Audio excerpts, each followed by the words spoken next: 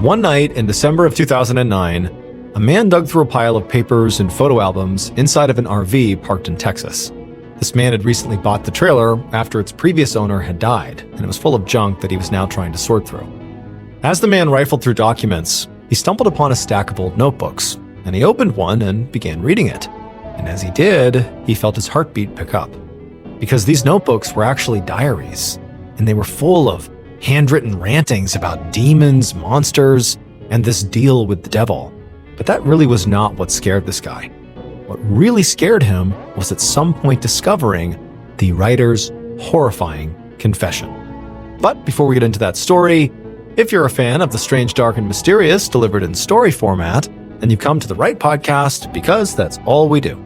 So if that's of interest to you, please replace the follow button's shampoo with motor oil. Okay, let's get into today's story.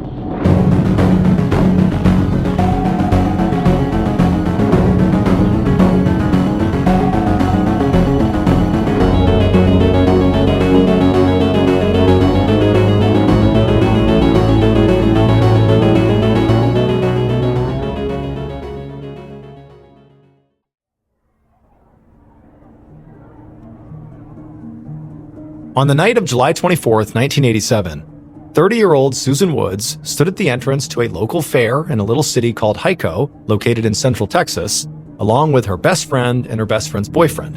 And the three of them were standing there trying to decide if they wanted to continue to stay here or leave. Now, as they're standing there, they can hear people having fun on all the rides. There's kids laughing and they're screaming. I mean, it's a Friday night. They had chosen to come here. This was the activity. But, so far the night had really not been that great. So Susan's best friend, whose name was Cindy Hallmark, and her boyfriend, whose name was Roy Hayes, had convinced Susan to come out with them and come to this fair because Susan's life of late had been really quite bad. She was in the middle of this very ugly divorce, and the new guy that she was dating, it sort of wound up being very pushy when it came to physical intimacy. And so she had recently dumped him too. And so Susan's life, certainly her relationships anyways, were sort of in rough shape. And so Cindy and Roy had convinced Susan to come out with them and just at least for one night, come enjoy this fair. Just forget about everything else and just come have some fun. And so Susan had agreed to go. However, sort of ironically, once they actually got to the fair and the three of them were walking around and playing games and going into the haunted house and doing all the things you do at the fair, it had been Cindy, not Susan, who had ultimately said that they weren't really having a good time, that they were feeling kind of bad. Cindy said that she just had this really intense feeling that something bad was about to happen. It was like this constant anxiety, and she couldn't shake it, and it was making it really hard to enjoy the night. And so that was why the trio is, standing at the gate, wondering if it's even worth staying here any longer. And ultimately, Roy finally just said, you know what, why don't we just leave and head back to Stephenville? That's where they all lived. It's where they grew up, too. And he said, why don't we go back to Stephenville and we'll just drive around for a bit and eventually we'll go to the Dairy Queen restaurant and we'll get some ice cream. And when Roy suggested this, both Susan and Cindy thought that was a great idea. And so they left, they hopped in Roy's truck, and they began the drive back to Stephenville. About an hour and a half later, Susan, Cindy, and Roy walked into the Stephenville Dairy Queen. They ordered ice cream sundaes and then sat down at a booth. By this point, Cindy's feeling of dread, that something bad was going to happen, had mostly gone away, and so the mood was much lighter. And Susan especially was actually having kind of a great night, the first in a long time it felt like. The last 6 months or so had been some of the worst in Susan's entire life. Her ex-husband, Michael Woods, who she had been with since she was in her early 20s, had effectively abandoned her back in February, taking her car and also some expensive crystals that she had collected, and he had left behind a viciously mean tape recording of all the things he hated about her, along with dozens of cruel notes with insults on them hidden all over the place. And so Susan had filed for divorce, and then instead of trying to get her car back from her husband, who was long gone, she just began doing a ton of overtime at the sandpaper factory in order to afford another car. And so in these few months immediately following the breakup with her ex and all this extra work she was doing, Susan had really fallen into a deep depression. But it had been Cindy and Roy who had helped kind of pull herself back together. Susan was naturally very shy, and she did not have a big social circle. But Cindy, on the other hand, was very extroverted, had a ton of friends and a lot of close cousins, and so she had persuaded Susan to begin coming to their regular meetups with all her friends and cousins. The core group that typically attended these meetups was Cindy, Roy, Cindy's cousins, Regina and Scott Hatley, and then maybe one or two others. And collectively, they referred to themselves as the members of the round table, because often these meetups consisted of just spending the whole night sitting around Cindy's round kitchen table, talking and drinking. The first time Susan had gone, it had seemed like such a tight-knit group that she really just kind of felt like a third wheel and did not belong. But everyone had really treated her like she did belong. And these days, she did not miss a meetup because this was like her new community. It really made her happy. And so slowly but surely, Susan had begun to feel better, largely because of these meetups. And so now, as she looked across the table at Cindy jokingly trying to force-feed Roy all this ice cream, Susan just smiled. Roy was this big guy, but he was losing the fight, and he had chocolate sauce all over his chin. They were just kind of goofing around. She just thought to herself, you know what?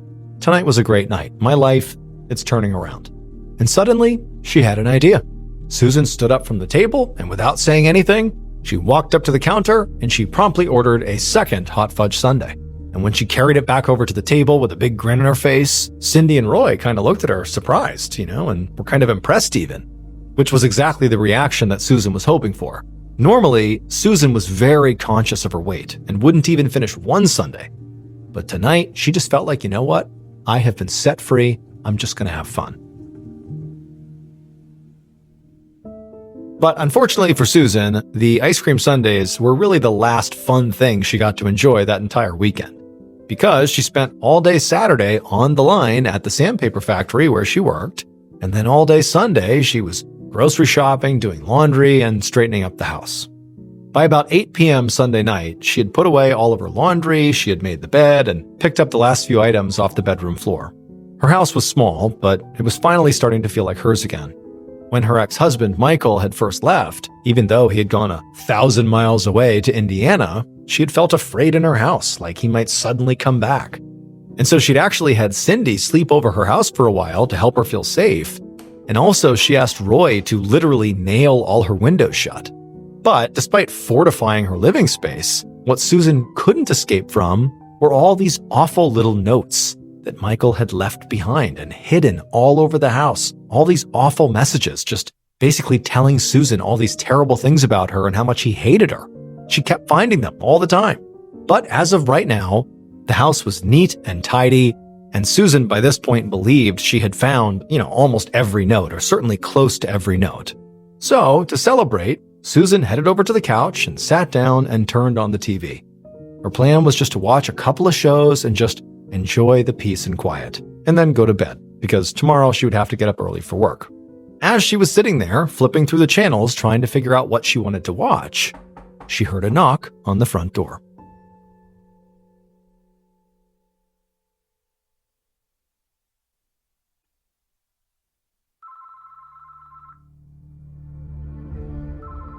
Two days later, at 6 p.m. on the afternoon of July 28th, Susan's father, Joe Atkins, was at home when his phone rang. And when he picked it up, it was Susan's manager at the sandpaper factory, which was weird. The manager told him that he was calling because Susan had not shown up to work for the past 2 days, and nobody could get a hold of her. And so he was wondering if Joe knew where she was. Joe frowned and said no, he didn't know, but he would go find out. He hung up, and he immediately dialed Susan's number. And when she didn't answer, he didn't think twice. He just put the phone down, grabbed his keys, hurried out to his truck, and started driving towards Susan's place. A half an hour later, Joe pulled up outside of Susan's house, and he went up to her front door. And when he knocked, nobody answered. But he could hear the TV on inside. And when he tried the doorknob, he found the door was unlocked. He opened the door up a little bit, and he poked his head inside, and he called his daughter's name. But he didn't get a response. So he stepped all the way inside. The house was basically clean, except there were snacks out on the coffee table, and the TV was still on, and it was on pretty loud. But also, there were some cigarettes that had been burned out in an ashtray on the coffee table, and Joe knew his daughter didn't smoke. And so at this point, everything told him something is wrong. So Joe walked through the living room and into his daughter's bedroom. And his daughter was not in there, But the bed was a mess. The sheets and the bedding had all been ripped off and were sitting in a heap on the floor, and the mattress itself was hanging off the box spring. Joe was about to leave and search the rest of the house when he noticed the bathroom door in the bedroom was open. Joe forced himself to step toward the door, and as he did, his heart began to hammer in his chest. And then, when he leaned around the door and looked inside the bathroom, he just froze. For what felt like a very long time, but was very likely only a few seconds, Joe didn't move or breathe. Then, it's like he broke out of his fog, he stumbled backwards, he ran to the living room, grabbed the phone, and he called 911.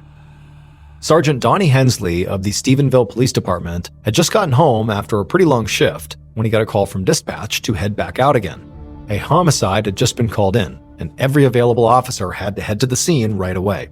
The dispatcher did not have many details, but they did know that the victim was a young woman and that she had been found by her father inside of her home. When Hensley got to the address, he found there was an ambulance there and a couple of fire trucks and police cars and a whole bunch of police officers that were already out and about stringing up crime scene tape. But he also saw someone that he was not expecting to see. It was a friend of his, a guy he knew who volunteered at the town's golf course. His name was Joe Atkins. So he walked over and he asked Joe, hey, what are you doing here? But the instant he asked that question, and when Joe turned around to look at him, Hensley understood why he was here. He suddenly remembered that Joe had a daughter, and based on the look on Joe's face, clearly his daughter was the murder victim. Joe had found her. Hensley was a hardened detective who had been to plenty of crime scenes by this point, and he had seen some terrible things. But the pure grief on his friend's face was too much for him to bear. He knew there was nothing he could do to take Joe's pain away.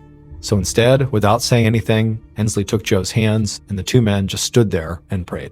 And then after a few minutes, he let go of Joe's hands, and then he turned and walked up Susan's front steps to begin the search for her killer.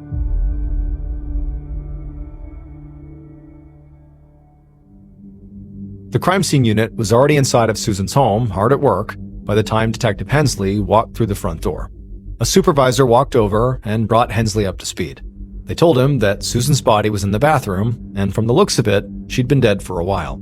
The front door had been unlocked, and there was no sign of forced entry, which suggested that Susan may have let her killer inside. Detectives were now dividing up the house into quadrants to examine each part of the crime scene, and Hensley would be working primarily in the bedroom. But the supervisor warned Hensley that the crime itself was incredibly brutal, likely bordering on torture, and he should just mentally prepare himself.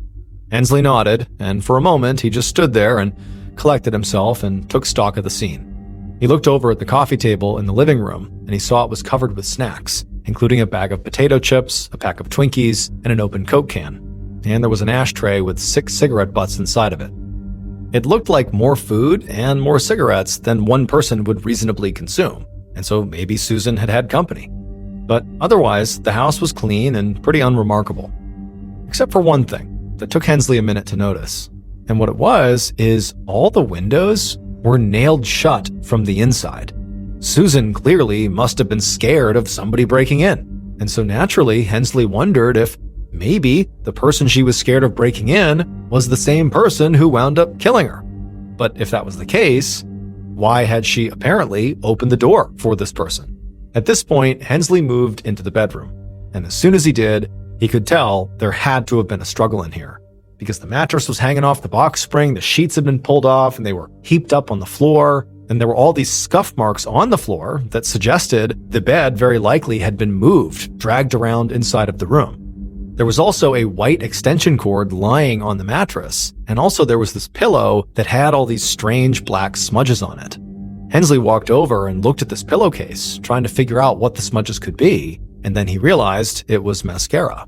The pillow must have been held over Susan's face to suffocate her. But when Hensley walked into the bathroom and saw what was in there, despite the warning he was given about how brutal it was, he still was taken aback and found himself gasping.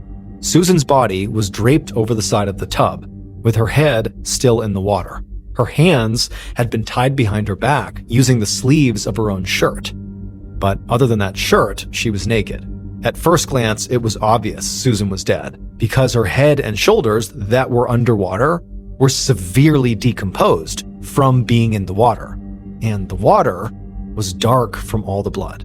There also were all these streaks of blood on the floor that made it look like Susan had been dragged to the tub. There was also a raw red line across Susan's throat, like she had been strangled by something, perhaps that electrical cord that had been out on the bed. And so at this point, Hensley realized that whoever murdered Susan had likely sexually assaulted her, strangled her, smothered her, and then held her body underwater. I mean, this had been a savage attack committed by a monster. However, Hensley also realized that this monster, whoever had done this, had made at least one mistake, because one of the crime scene techs that was in the bathroom was pointing at the tub with excitement. And when Hensley looked at what they were pointing at, you could see perfectly clearly there was a set of palm prints, almost certainly left behind by the killer.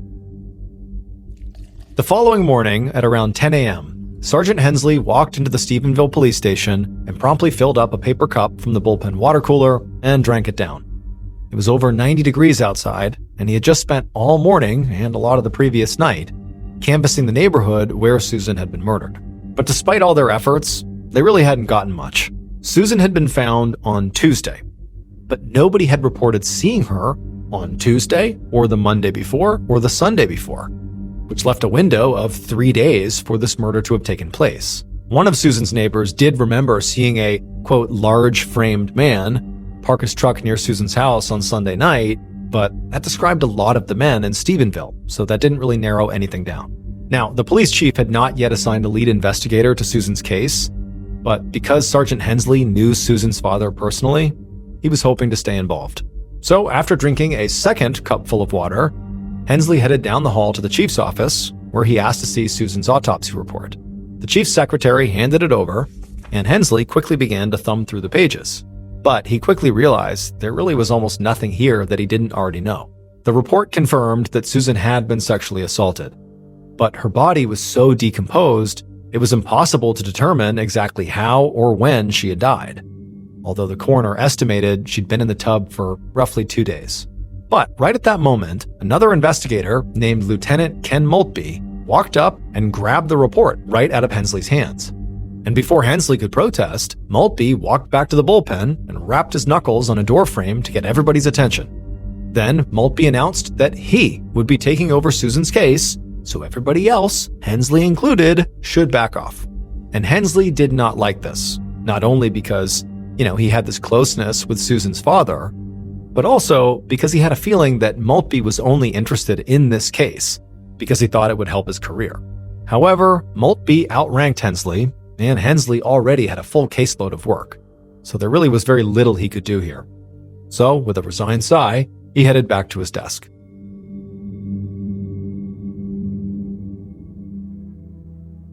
Two days later, around 2 p.m. on July 31st, Sergeant Hensley stood in the back of a small crowd, sweating through his suit, as Susan's casket was lowered into the ground. Hensley was at this funeral really to support Susan's father, Joe, because he was not really a part of the investigation. However, he couldn't help, scanning the mourners, through a detective's lens to see if anybody seemed suspicious. There was a group of people in their 20s and 30s that were standing towards the front, and Hensley assumed they must be Susan's friends. He remembered what one of Susan's neighbors had said about a large framed man, and he looked at all the men, taking note of their size. At the center of the group, there was a blonde woman who was sobbing, and Hensley recognized her as Susan's best friend, Cindy Hallmark, who was leaning on her boyfriend, Roy Hayes. The two of them had actually come to the crime scene by coincidence on the day Susan's body was found, and they had totally broken down when they realized what had happened. But now, Hensley was suddenly noticing just how physically enormous Roy was. And so in that moment, Hensley thought to himself, if he was in charge of this case, he knew Roy would be somebody he'd take a close look at. But that was not his decision. But then Hensley noticed that there was actually one person who was conspicuously absent from this funeral, and that was Susan's ex-husband, Michael Woods. From what Hensley had heard around the station, nearly all of Susan's friends and family were convinced that it was Michael who was the killer. But there was a problem with this theory. Michael lived 1,000 miles away in Indianapolis, And word around the police station was that during that window of time where Susan was murdered over those 3 days, Michael was in Indianapolis, and he was around loads of people who would vouch for him being in Indianapolis, which meant that, as far as Hensley knew, there really was no way for Michael to be the killer. And so Hensley just hoped that Lieutenant Maltby had another, better suspect in mind. For the next few weeks, Sergeant Hensley focused on his own cases, while still keeping tabs on Susan's. Every couple of days, her dad would call him up and ask why Michael hadn't been arrested yet, and Hensley would always tell him that the case was in good hands and they're working on it. But as the weeks passed by with no arrests, Hensley started to wonder, what was going on here? Something needs to happen. Why is nothing happening? Then one day in early October, so roughly 2 months after Susan's murder, Hensley walked into the bullpen to find Maltby celebrating. Not because of any progress in the case, though, but to celebrate his big promotion. Maltby was going to be the lead of a new narcotics unit, and his open cases that he had been working on were just going to be, given to other investigators or filed away altogether. And so as Maltby accepted congratulations from other officers and just made a whole scene, all Sergeant Hensley could think was, well, what's going to happen to Susan's case? It could easily fall through the cracks here. And so without even talking to Maltby, Hensley walked straight to the chief's office and asked to take the case over. The chief shrugged and just said, sure, you're welcome to try, so long as this case does not get in the way of his other work. Hensley agreed and then went to get Susan's file, and then after he had it in hand, he hurried back to his desk and began rifling through the pages. And he was stunned to find that there was almost nothing in there besides the original autopsy report. And that's when Hensley remembered that Lieutenant Maltby claimed to have this photographic memory, and so he almost never took notes. And so Hensley was basically going to have to start all over from square one.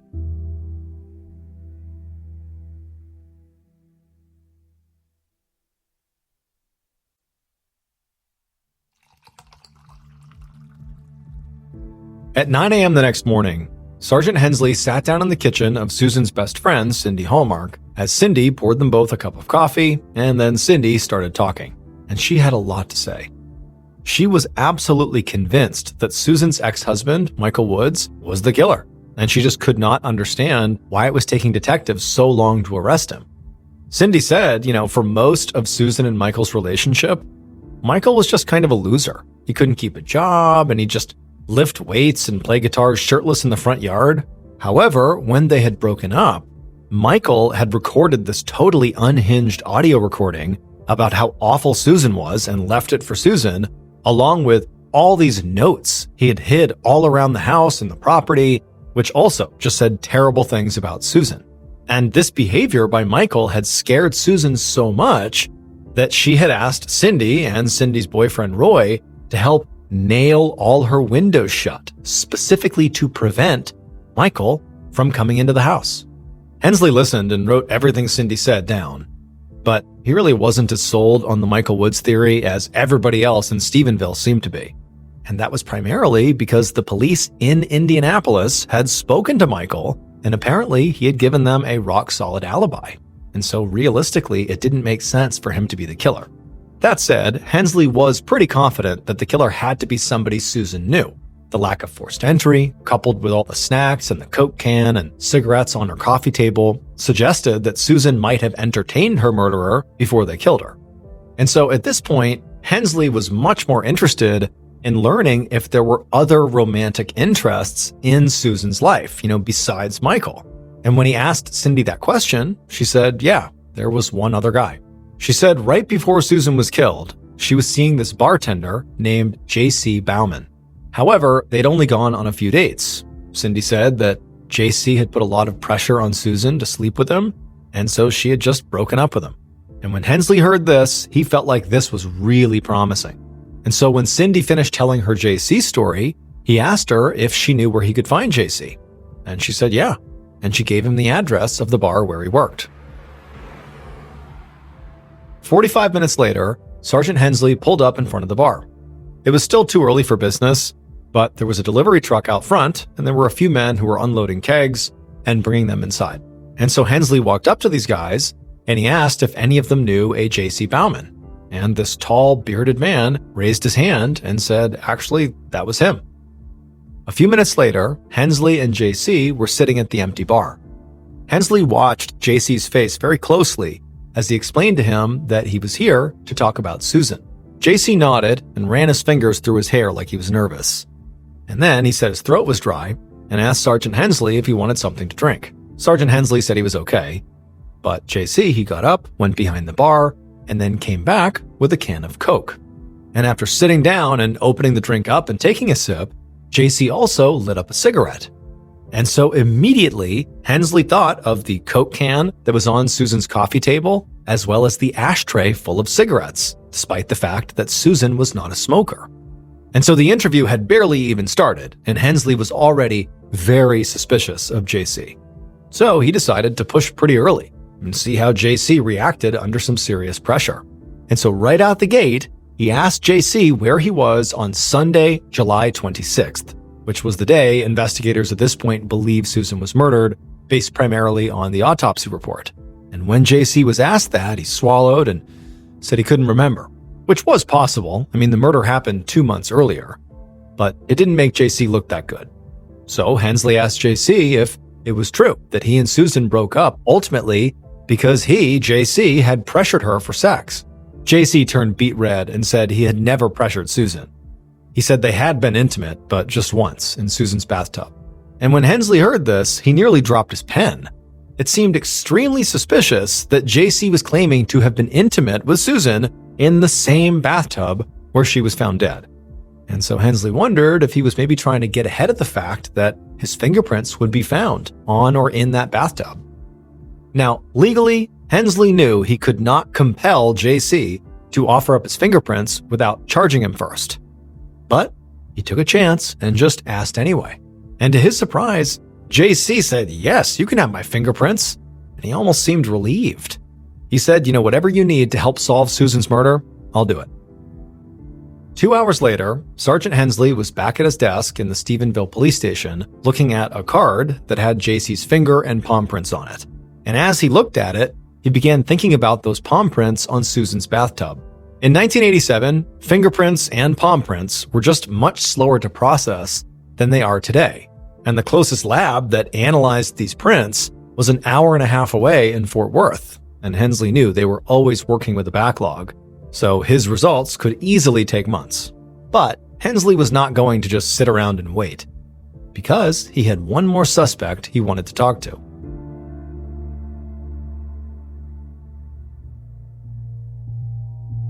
The following afternoon, Sergeant Hensley walked into an interrogation room at the police station and sat down across from Roy Hayes, who was Susan's best friend, Cindy's boyfriend. Hensley wanted to speak to Roy for 2 reasons. One, he matched the physical description of the large man seen near Susan's house around the time of her murder. And 2, there just weren't that many people who were close to Susan. And Roy saw her when she was both with Cindy and also when she would attend those members of the round table get-togethers. Now, that was not that incriminating, but Hensley knew that catching the killer was as much about ruling suspects out as it was about ruling them in. So that was really all he was trying to do here with Roy, is just maybe find a way to say, nope, not him. But before Hensley could even begin asking Roy questions, Roy just started talking. He told Hensley that he had been thinking about Susan's case nonstop. He said that his mind had been running wild with all the possible ways the killer could have gotten inside. And so now Roy was eager to share his theories. After all, he said he was the one who nailed those windows shut, so he knew where the weaknesses in her house were. And so Hensley said, "Okay, let's hear your theories." And Roy began listing all the ways a person might be able to get inside of Susan's house, including what Roy said was the most promising, which was a 6-inch crack in the window above the kitchen sink. And as Roy did this, all of a sudden, he was at the top of Hensley's suspect list. And when Roy was done rattling off all the ways he would break into Susan's house, Hensley asked him, "Where were you on the evening of Sunday, July 26th? And Hensley watched as Roy's expression changed from very intense to surprised, as he realized he was now being asked for his own alibi. Roy started stumbling over another very long, rambly answer, and what he had to say ultimately just made him look even more guilty. Because Roy told Hensley that on the night Susan was killed, he had been over at a friend's house playing a game called Dungeons & Dragons. So today, people know Dungeons & Dragons as a harmless fantasy role-playing game. But at this time in 1987, it was viewed very differently. In the late 1980s in America, there was this huge fear that certain games, books, and heavy metal songs were all linked to devil worship. The TV news ran regular stories across the country about how Dungeons & Dragons specifically encouraged players to cast spells and practice witchcraft. And the local paper in Stephenville had carried a full-page ad calling the game satanic. So when Roy told Hensley he had been playing Dungeons & Dragons on the night Susan was killed, Hensley immediately thought back to the horrible brutality of the crime scene. And he wondered if maybe Susan's murder could have been tied to some kind of dark ritual. And so Hensley looks at Roy and says, "Okay, well, are you prepared to give us your fingerprints?" And Roy said, "Yeah." A half an hour later, a very disappointed Sergeant Hensley watched Roy walk away from the station. Just like with JC, Roy had seemed incredibly suspicious at the start of the interview, but then he'd easily offered up his fingerprints like he wasn't concerned at all about whether they'd matched the killers. So Hensley was not sure what to expect in terms of results here. But he still sent Roy's prints off to the outside lab to be added to the queue behind JC's. Hensley was contemplating his next move when the station receptionist walked over and said that someone from the Indianapolis Metropolitan Police Department was on the line for him. They were following up on the inquiry he had made a few days earlier to double-check the alibi of Susan's ex-husband, Michael Woods. Hensley eagerly ran to the phone, and when he heard what the officer had to say, he practically jumped out of his chair. Because according to the Indianapolis police officer, it was true that Michael said he had an alibi with lots of witnesses, but he had promised to provide the names and contact information for all those witnesses, and he had never done it. Which meant Michael's alibi, the same one Stephenville police used to rule him out as a suspect, or more specifically, they used the idea of his alibi, the belief that his alibi existed, that's what they used to rule him out. Well, clearly, it was totally unverified. Lieutenant Ken Maltby, who was in charge of the case when this decision was made, had just completely dropped the ball. Somebody had to check Michael's alibi.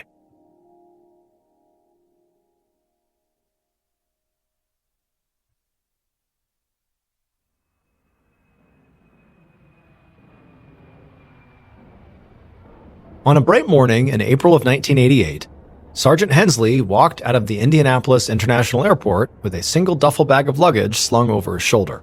He was here to try to collect the fingerprints of Susan's ex-husband, Michael Woods, who was now Hensley's primary suspect. Hensley had been trying to coordinate the investigation into Michael from Stephenville, Texas, but it had proven to be kind of cumbersome, and so he decided to just take matters into his own hands and actually go to Indianapolis. He knew Michael did not have to submit to fingerprinting unless he was charged with a crime, so Hensley had come up with a plan. He was going to put Michael under surveillance and wait for him to do something illegal. Maybe he gets into a fight or an altercation, or he buys some marijuana, or even jaywalked, anything. Hensley would use it as an excuse to arrest him and get his prints. For days, Hensley sat in an unmarked van outside the house where Michael lived, watching the front door through a telephoto camera lens. But Michael and his roommates seemed pretty boring. They barely even left the house. Hensley was beginning to think that his big plan to catch Michael doing something illegal was a huge waste of time. It just was not going to happen. But then one morning, he noticed some unusual activity in Michael's front yard. Michael and his roommates were laying out furniture and clothing on their front lawn, clearly getting ready for a yard sale. Sergeant Hensley was snapping photos of everything they were bringing out, and at one point, he saw something that gave him a rush of excitement. Because through his lens, he spotted these crystal figurines that appeared to be the exact same type of crystal figurines that Michael had allegedly stolen from Susan's house in Stephenville when their marriage had ended and he had left to go to Indianapolis. Hensley practically laughed out loud. I mean, this was too easy. This was his chance. So he called the local police, and they stormed the yard sale, and they arrested Michael for theft.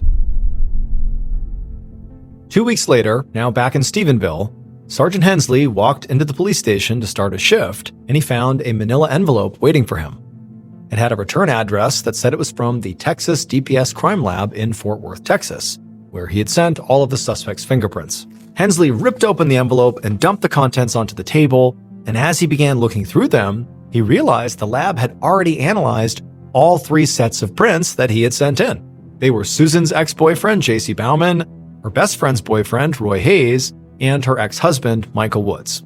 Now, at this point, if Hensley had had to guess who the killer was, he would have guessed Michael, because Michael is this estranged ex-husband who had left behind these terrible recordings and notes, and he had spooked Susan so badly at the end of their relationship, she had nailed her windows shut to keep him out.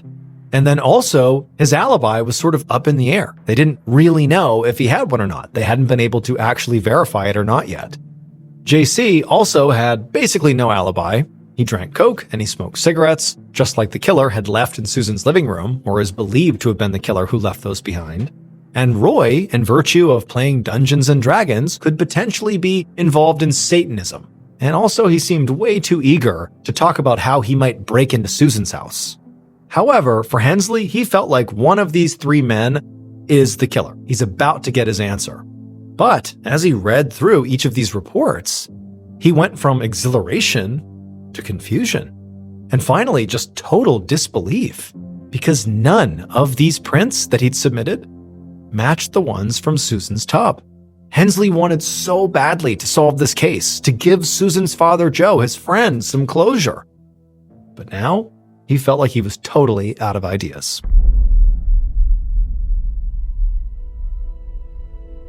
Susan's case ultimately went completely cold.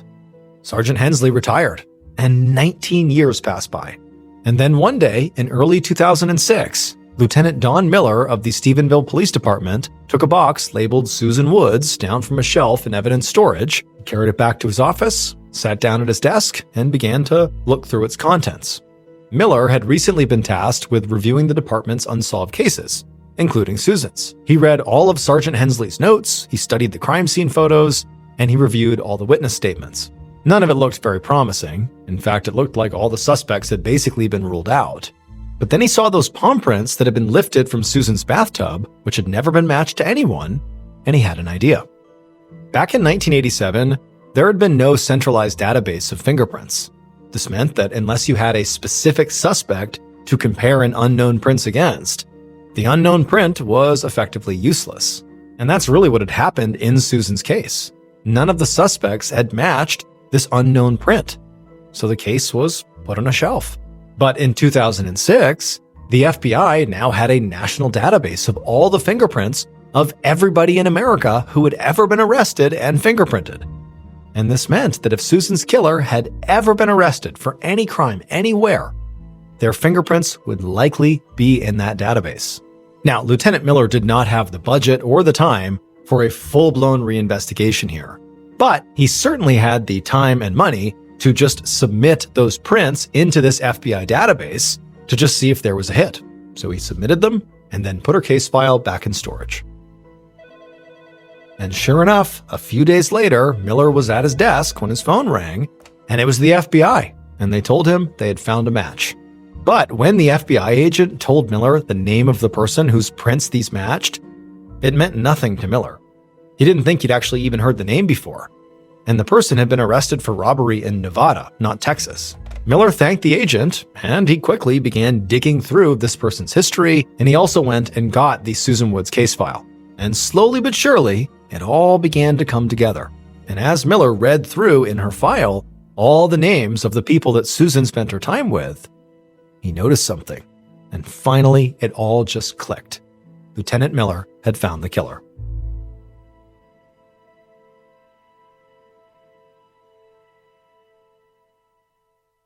Based on evidence collected at the crime scene and the killer's written confession, the following is a reconstruction of what police believe happened to Susan Woods on the evening of Sunday, July 26, 1987.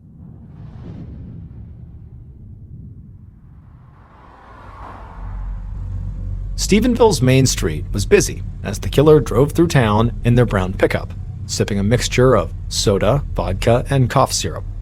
They stared out their window at all the happy people in the restaurants and the storefronts, and as they stared at these people, a darkness stirred inside the killer. This darkness had been there for years, telling the killer they were no good and they would never be close to anyone. Alcohol was the only thing that seemed to make this darkness go away. So the killer stayed half drunk most of the time. But sometimes, even the alcohol wasn't enough. A few years back, when the TV news had been running non-stop with talk about devil worshipping, the killer had been sort of inspired, and they thought they might try that. And so they had lit a bunch of candles and set them around their room in the shape of a pentagram, and then the killer stripped off their clothes, they stretched out on the floor, and they offered up their soul to the devil in exchange for freedom from this darkness. But unfortunately, the darkness remained. And so now, the killer, feeling very riled up, took another drink and thought of Susan and the way she'd smiled at them the last time they had seen each other. The killer had not had the courage to make a move back then, but now, with this buzz that they had from their drink, they really couldn't see a good reason not to make a pass at Susan. So they turned off the main road and they drove the short distance to Susan's house. In a matter of minutes, the killer was at her door, knocking. Susan opened the door and surprise flashed across her face, but then it softened into a smile and she told them to come on in. Susan told them to get comfortable, and as they sat down on the couch, she went to the kitchen to get the killer a Coke and some snacks. Then she brought them back and she sat down on the couch next to the killer to talk and catch up. And that was when the killer made their move. They leaned in to kiss her. But Susan immediately pulled back, suddenly angry.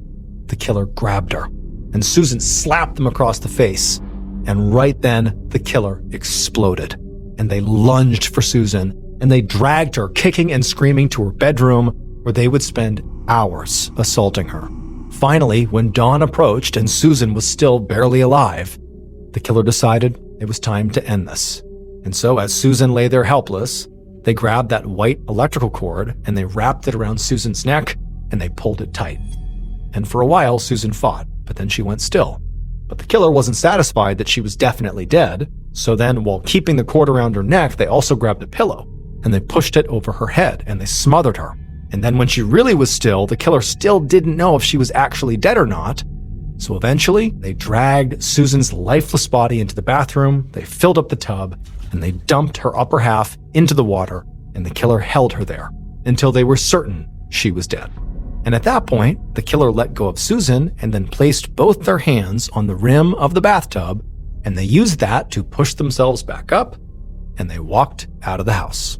It would take almost 20 years, but that single action of the killer placing their hands on the bathtub did eventually give Lieutenant Miller the killer's identity. He was the younger cousin of Susan's best friend, Cindy Hallmark, and he was one of the members of that roundtable group who supported Susan through her divorce. He had also been at Susan's funeral and helped her friends through the aftermath of her death. The killer's name was Scott Hatley, and just a week before he killed her, he had been hanging out with the members of the round table, and Susan was there. And Susan, who was this, very shy, gentle person, had sort of opened up around this group. She was feeling happier and happier, largely because this group of friends, including Scott, had been so supportive. She really felt like she belonged here and was safe here. And during that meeting amongst the members of the round table, just sort of inexplicably, Susan had looked over at Scott and simply smiled at him. And for that reason pretty much alone, Scott, a week later, had shown up on her doorstep and murdered her. By the time Lieutenant Miller put all of this together, Hatley was 41 years old and was still a free man. And so on June 7, 2006, Miller had him arrested and charged him with Susan's murder. He would ultimately take a plea deal and was sentenced to 30 years in prison, but would only serve 11 years before he was released for good behavior. However, 3 years after Hatley got out of prison, he was found dead inside of his RV from cancer complications. And among his things, investigators would find this handwritten diary where he confessed to Susan's murder. The pages were also filled with references to Satan and demons, and Hatley specifically wrote that some kind of outside presence had been responsible for pushing him to ultimately assault and kill Susan.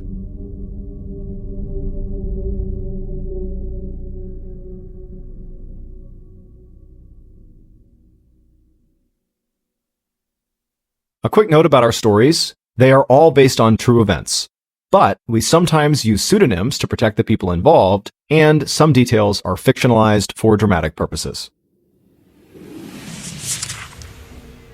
The MrBallen podcast, Strange, Dark, and Mysterious Stories, is hosted and executive produced by me, MrBallen. Our head of writing is Evan Allen. Our head of production is Zach Levitt. Produced by Jeremy Bone. This episode was written by Andrew Kelleher. Research and fact-checking by Shelley Shue, Samantha Van Hoos, Evan Beamer, Abigail Shumway, and Camille Callahan. Research and fact-checking supervision by Stephen Ear. Audio editing and post-produced by Whit Lacasio and Cole Lacasio. Additional audio editing by Jordan Stidham. Mixed and mastered by Brendan Kane. Production coordination by Samantha Collins. Production support by Antonio Manata and Delana Corley. Artwork by Jessica Clogston-Kiner. Theme song called Something Wicked by Ross Bugden. Thank you for listening to the MrBallen podcast. If you enjoyed today's story and you want to hear more like it, go ahead and check out our YouTube channel just called MrBallen, where we have hundreds more stories a lot like this one, but most of them are not available on this podcast. They are only available on that YouTube channel, which again is just called MrBallen. So that's going to do it. I really appreciate your support. Until next time, see ya.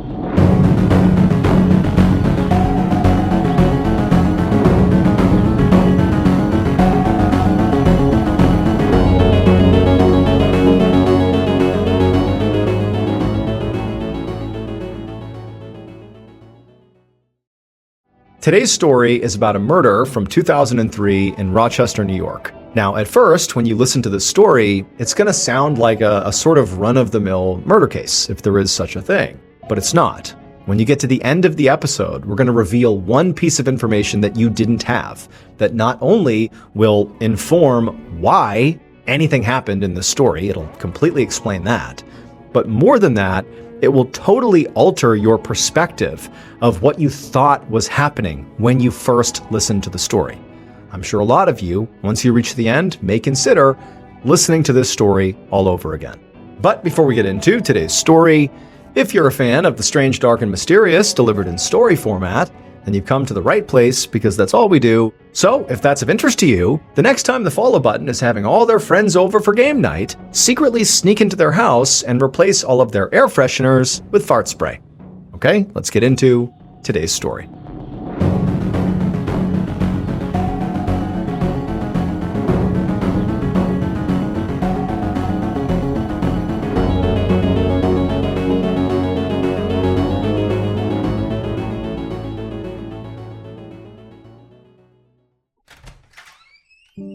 On the morning of Sunday, July 13th, 2003, 26-year-old Tabitha Bryant walked through the front door of her big white house in Penfield, New York, which was an upper-middle-class suburb of Rochester. Her husband, Kevin, and their two young sons followed her inside, and they were all dressed in their Sunday best because they had just come back from church. However, on this morning, Tabitha sort of felt like a fraud because she knew she was not really living a Christian lifestyle. So Tabitha was actually having an affair with a guy named Keith. And her husband, Kevin, who was 45 and nearly 20 years her senior, he had recently found out about it and confronted her about it. Tabitha, during this confrontation, had promised Kevin that she would end the affair. And then she and Kevin had agreed that they really needed to work on their marriage together. But despite sort of coming to a kind of resolution, it was very obvious that Kevin was still very mad at her. And so Tabitha had been sleeping on the pull-out couch in the den ever since. Now, Tabitha watched as Kevin grabbed his briefcase off the kitchen counter, he kissed their two boys goodbye, and then he walked back out to his car. Tabitha was used to him disappearing to the office on the weekends. Kevin was a lawyer, and he worked basically all the time. And, they did depend on his salary, his big salary, to pay their mortgage and also finance their expensive lifestyle with vacations and lots of nights out. Now, despite Kevin's salary being so sizable, they had for a while tried to supplement his income by renting out a bedroom in their house to Tabitha's half-brother, Cyril Weinbrenner, and his girlfriend, Cassidy Green. However, that arrangement, despite it being profitable for the couple, had ultimately soured when Cyril, the half-brother, had begun using drugs inside of the house. And so Cyril and Cassidy had moved out 2 months earlier. But despite, the terms on which they left, the group, Cyril, Cassidy, Tabitha, Kevin, their family, they remained friends, and they would still actually spend time together on the weekends. It was just they were not able to live together. Now, Tabitha, she did like having that extra money coming in, but the truth was having her whole house back to herself was ultimately a good thing. Like, she felt relieved in some ways. But also there was a part of her that sort of missed having, her half-brother and Cassidy around. Especially when Kevin was, gone all the time working. Like, she just felt lonely. And also, on top of just being lonely, I mean, Tabitha often was the one saddled with childcare. They had a toddler and a 5-year-old, and, she was just sort of taking care of kids all the time, or sort of isolated. It was just exhausting. And now, as she watched Kevin back his car out of the driveway, she could tell today was going to be another long, exhausting, lonely day. That night, around 9 p.m., Tabitha was fast asleep on Kevin's bed with one of their sons when she felt somebody shaking her. And when she opened her eyes and looked up, she saw Kevin standing right over her. And he leaned down and he whispered to her that it was very late and that Tabitha should go to her bed out on the pull-out couch. And then he picked up their sleeping son and carried him off to the boys' bedroom without waiting for a response from Tabitha. As Tabitha got out of bed, she thought about just staying put and insisting on sleeping in the master bedroom that night. But, their kids were already asleep, and she also didn't want to risk getting into a fight with Kevin, especially at this hour, and waking everyone up. And so ultimately she decided against it and just left the bedroom and headed downstairs to the den. And then when she got there, Tabitha unfolded the pull-out couch and lay down, and she tried to fall asleep, but after tossing and turning for a while, she just pulled out her phone. And she pulled up the number for Keith, the guy she'd been having an affair with. As she did this, she reminded herself that she had promised to end things with Keith. But she was also feeling sort of desperate for someone to talk to. And Kevin was clearly very intentionally shutting her out, so after a moment, Tabitha hit the call button. Later that same night, around midnight, 911 operator Jacqueline Sanabria had just started her shift at the Monroe County Sheriff's Office when a call came in. Jacqueline answered it, and immediately this man's voice came over the line saying his wife had just been shot. And so right away, Jacqueline followed protocol, and as calm as she could, she asked the man, had he attempted CPR? And the man, in this eerily calm voice, said no, he hadn't. And the reason he gave was there was simply too much blood. At 1:45 a.m. on July 14, 2003, so about 2 hours after that 911 call, Sergeant Paul Sienna of the Monroe County Sheriff's Department pulled up in front of a large white house with black shutters and an attached garage. There were a bunch of police cruisers and forensics vans that were already on the scene, and Sienna could see neighbors who were kind of coming outside, watching from their lawns and driveways, trying to figure out what was going on. Sienna had been very surprised when he had gotten the call from dispatch about a murder in Penfield, because Penfield was a really nice, safe area. In fact, there had not been a single murder there in more than 40 years. Now, he climbed out of his car and walked over to the front lawn where 3 deputies were interviewing this middle-aged man who looked like he might have just gotten out of bed. One of the deputies saw Sergeant Sienna, and so he ran over to him and began to brief him on what they knew. He explained to Sienna that the man they were speaking to was Kevin Bryant. He was the man who had called 911, and he was the husband of the victim, Tabitha Bryant. The deputy said that Tabitha and Kevin's 2 young sons had been inside the house at the time of the shooting, but their grandparents had picked them up a few minutes ago. The house itself had already been searched, and there were no signs of forced entry, but it was not hard to guess how the killer or killers got inside. The garage door had been left open, and then the door between the inside of the garage and the inside of the house had been left unlocked. So basically anybody off the street could have just waltzed into the house. Now, Sienna knew that in nice, safe neighborhoods like Penfield, it was not unusual for people to leave their doors and garage doors unlocked or even open.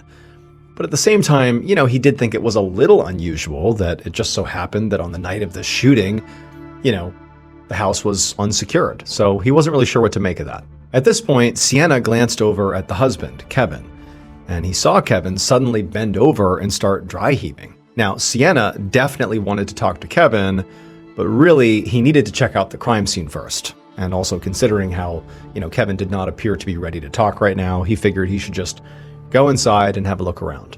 So he ducked under the police tape that was roping off the garage, and he made his way inside.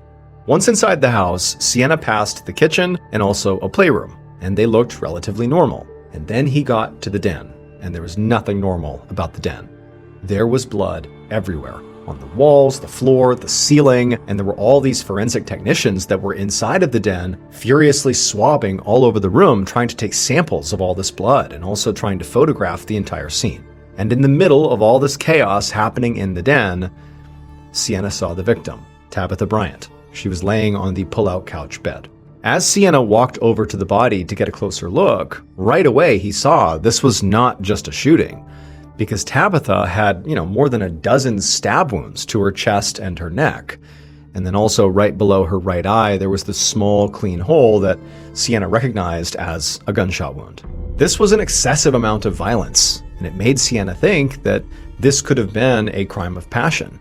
And the fact that Tabitha clearly had been sleeping on the pull-out couch in the den instead of in bed with her husband made Tabitha's husband, Kevin, Sienna's prime suspect.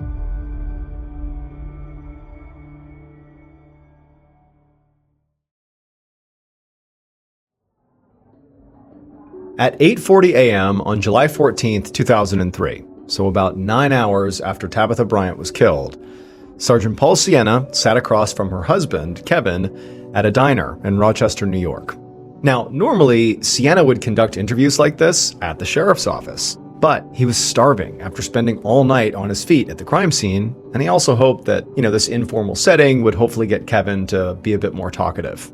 So Sienna was suspicious of Kevin, one, because he was the husband of the victim, and right away, in murder cases, spouses are regarded as early suspects, and then also just this unusually violent murder. I mean, the murder itself was rare in a town like this, but it was just so violent, so much gore and blood. It just sort of screamed, this is a personal attack. This is a crime of passion. Again, making Kevin seem sort of suspicious here. However, the physical evidence made it look like Kevin actually could not have done it. He didn't have any blood or defensive injuries on him, which would make sense if he was the killer. I mean, given how much blood was at the scene, there should be some on him. And Sienna had checked the sinks and showers at the house to see if maybe Kevin had gotten blood on himself but cleaned himself up before police arrived. But there was no sign that there had been blood in the drains. Plus, the police had spent all night searching the house for murder weapons, a gun and maybe a knife, and so far they hadn't found anything. Still though, Sienna was not ready to, outright dismiss Kevin as a suspect, and he was looking for any holes in Kevin's story at this point. As Kevin had already explained multiple times by this point, he said he had come home from work around 9 p.m. the night before. He said he took the trash out, and then he went right up to his bedroom to read, while Tabitha was asleep on the pull-out couch downstairs. But at around 11:30 p.m., Kevin said he had gotten a very strange phone call. He had answered, and it was a woman, and she had said hello, but then it was silent, and there was just static on the line. Kevin eventually had just hung up and said he thought it was just a wrong number. But then he said a little while later, just before midnight, he'd heard gunshots and screams. Kevin said at that point he got up and he ran to his kids' bedrooms first to make sure they were safe, and when he saw they were, then he went downstairs and he found Tabitha dead in the den. And so now Sienna, sitting across from Kevin in their booth, he asked him, do you have any idea who could have done this? And Kevin, he paused for a moment, and then when he spoke, his voice cracked, and he actually began to cry as he sort of choked out that his wife's death was his fault. Now, at first, Sienna thought, oh my goodness, is this guy about to confess? Did he kill her? Is he going to tell me that? But when he pressed Kevin to continue, what do you mean by that? Kevin very tearfully would say that, he thought he maybe was the one who had left the garage open when he had taken out the trash, and he suspected that that must have been how the killer or killers got inside. And then, sort of oddly, Kevin continued and basically began to lay out this whole theory for what might have happened that night, sort of unprompted. He's giving his opinion. Kevin said, as he saw it, a burglar must have driven by, saw their garage was open, and decided to rob the house. However, he said when they went inside the house to rob it, they must have been caught off guard when they saw Tabitha in the den. And she must have woken up, and there must have been some sort of confrontation, and the burglar or burglars must have panicked and killed her and then fled without even robbing the place. That's probably what happened. And Sergeant Sienna did not give off how he felt about, what Kevin was doing and what he was saying. He just sort of nodded thoughtfully, like he was considering his theory. However, in reality, Sienna had already considered the possibility of this being a burglary gone wrong But the way Tabitha had actually been killed just felt way too personal to chalk it up to a random intruder. And also, again, nothing from the house had been stolen. So what Sienna really wanted to know from Kevin was, why was Tabitha sleeping on the couch and not up with you? And to Sienna's surprise, Kevin was actually really open about these problems in their marriage.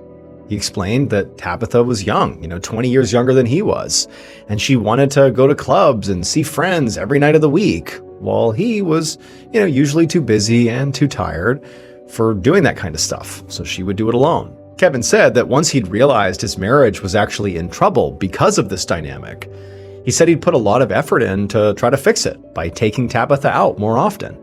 And he'd thought things were basically back on track until a few months ago when he'd found out that she was actually having an affair. He said he'd drawn up divorce papers and been on the verge of filing them, but Tabitha had ultimately promised that she would break off the affair, so he had decided to give her one more chance. As Kevin said this, Sienna watched him very closely, trying to gauge whether or not Kevin was lying. Kevin definitely seemed nervous as he was speaking, and he also kept tapping his foot and running his fingers through his hair. But there was a chance that was also just exhaustion and maybe some shock, lingering shock. Sienna checked his watch and saw it was almost 9 o'clock, and he knew Kevin by this point had been awake for about 24 hours. But Sienna didn't want to just let him off the hook right now, because if Kevin was guilty, if he really did kill his wife or had something to do with it, Sienna knew he might never get a better shot at a confession than right now. So he decided he would just push Kevin to his breaking point and see if he'd crack. 8 hours later, around 4 p.m., Sienna stared at Kevin from across an interview room at the Monroe County Sheriff's Office in downtown Rochester. Kevin was sort of slumped in his chair with his head buried in his hands, and he kept complaining about migraines. Now, Sienna was not surprised that Kevin might be feeling worn out right about now, because he'd been answering questions for the last 17 hours. And they'd covered everything from the details of Kevin and Tabitha's relationship to their extended families, including the fact that Tabitha's half-brother, Cyril, had lived with them for a few months earlier in the year and it had sort of ended badly. And by this point, Kevin had made it clear that he actually thought Keith Cromwell, the guy Tabitha had been cheating on him with, should be a suspect, and Sienna had to agree. However, what Sienna couldn't get over right now was just how angry Kevin sounded whenever he mentioned Keith. I mean, he was truly enraged. He clearly was not remotely over his wife's affair. And so now Sienna was trying to gauge if maybe Kevin was angry enough about this to have committed murder. And so Sienna decided he would push Kevin a little bit further and extend the interview. And he did this by suggesting that they go ahead and order dinner. And at that point, Kevin, who was totally mad, he jumped up out of his chair and he said that unless he was under arrest, he needed to go back to his kids. And Sienna did not have the evidence to hold Kevin, so he had no choice but to tell him that, of course, he was free to leave. And as Sienna watched a deputy escort Kevin out of the room, he felt a little disappointed that he had not managed to get a confession. But he had gotten some pretty promising leads. Primarily, there was Tabitha's half-brother, Cyril, who definitely sounded like he knew a lot about Kevin and Tabitha's relationship, and he could have some good insights. And also, Sienna was thinking, as soon as possible, he needed to speak to Keith, who was Tabitha's affair partner. At 10 a.m. the next morning, Sergeant Sienna sat across from a broad-shouldered, bald, middle-aged man in the living room of a small house outside of Rochester. This was Keith Cromwell, the man that Tabitha had been having an affair with, and he struck Sienna as being a pretty tough, intense guy. So Sienna was actually a bit taken aback when he asked Keith about his affair with Tabitha, and Keith just began to cry. It just seemed sort of uncharacteristic for the way he appeared, at least at first glance. But Keith quickly wiped his eyes and he apologized, and then he asked what exactly Sienna wanted to know. And Sienna told him to just, start at the beginning. So Keith explained that he was a machine operator at a local factory, and it was a really stressful job. So Keith would sometimes blow off steam by going to a nearby strip club. And it was at that strip club about 6 months earlier that he had met Tabitha Bryant. And this really caught Sienna off guard, and he immediately asked Keith, what was Tabitha doing there at the strip club? But Keith just shrugged and said Tabitha had a wild side. She was a regular there. Sienna was still sort of taken aback by this and really didn't know what to think of it. But he just told Keith to keep telling his story. And so Keith continued, and he explained how he and Tabitha had exchanged numbers that first night, and then started texting and calling, and how that eventually turned into regular meetups when Kevin was at work. He said by July, they were hanging out several times a week and speaking on the phone basically every day. And Keith said this continued right up until Tabitha's death. And here, Sienna had to stop Keith again, because Kevin had told Sienna that Tabitha and Keith, their affair was over. But here Keith was basically telling Sienna the opposite. And so when Sienna pressed him on it, Keith said that actually Tabitha had called him around 11 p.m. on Sunday night, only about an hour before she was killed. And so this timing just felt like way too big of a coincidence, and it made Sienna wonder if Keith was actually just trying to give himself an alibi. Except it was not a very good one, because Keith lived close enough to Tabitha and Kevin that after that last phone call at about 11 o'clock, he would have had time to hang up the phone and drive over to their house and commit the murder by midnight. So this really wasn't an alibi. So now Sienna realized he was in a tough spot here. Tabitha's affair really gave both Kevin and Keith strong motives to want to kill her. And so basically neither man could be ruled out. They were kind of like equally primary suspects at this point. And on top of that, the additional information that Tabitha had been a regular at a strip club just raised a lot of additional questions. He realized he really needed to speak to someone who really knew Tabitha.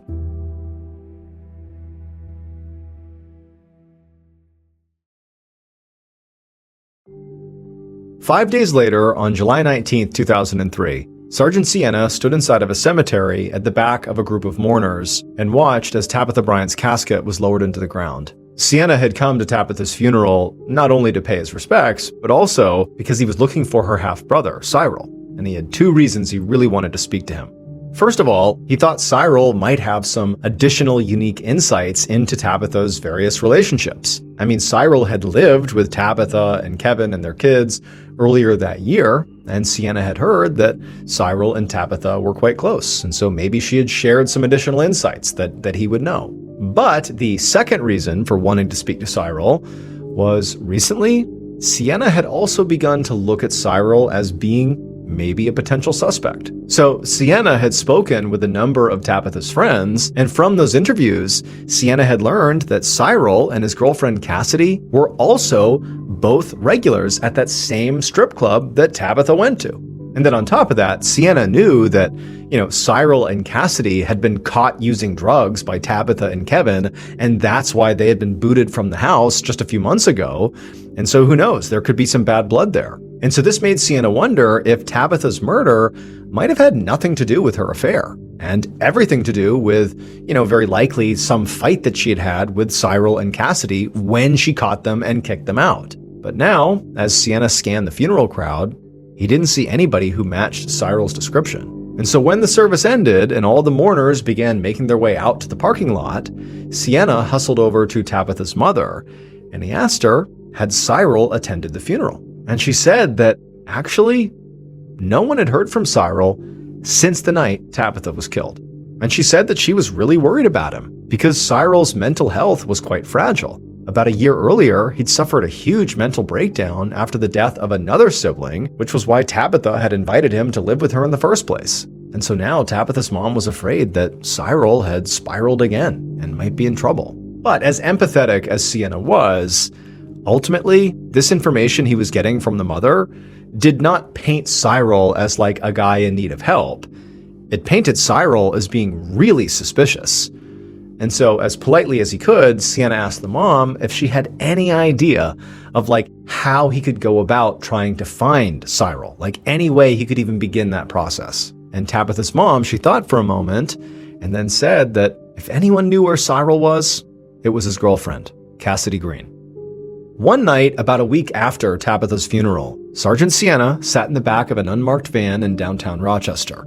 And through the windshield, he watched a man standing alone in an alley, pacing back and forth, constantly checking his phone. This was all part of a sting operation that Sienna hoped would finally lead him to Tabitha's half-brother Cyril. Ever since Tabitha's funeral, he and his fellow deputies have been trying to track Cyril down, but so far they'd had no luck. It looked an awful lot like Cyril had either left town or was actively hiding from the police. However, Sienna had managed to locate Cyril's girlfriend, Cassidy, who, it would turn out, was well known to the police for being a drug dealer and an escort, who went by the working name of Angel. Now, Sienna doubted that if he approached Cassidy directly, that she would just immediately give up Cyril's location willingly.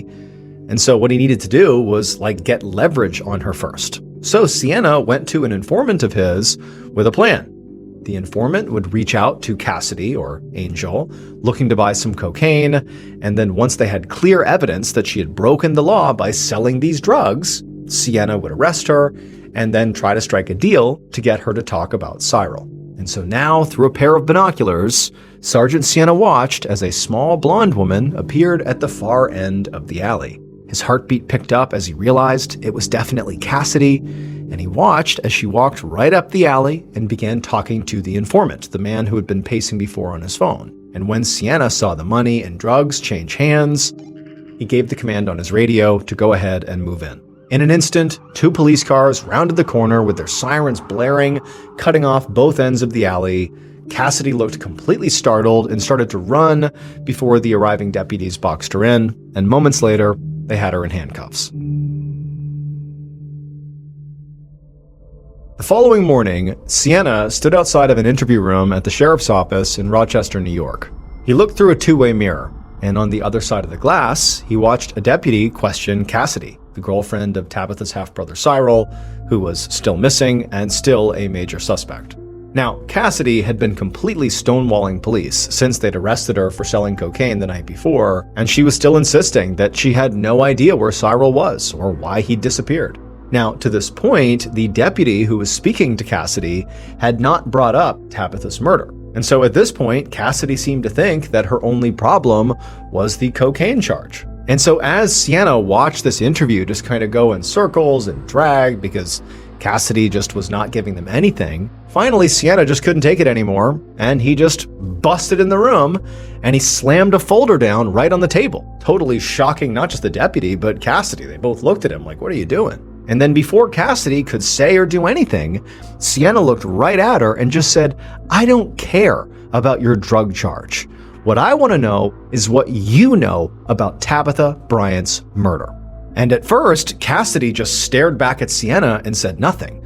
And for a minute, Sienna thought maybe he had sort of miscalculated here. But then after a long, awkward pause, Cassidy's whole demeanor shifted and she started to talk.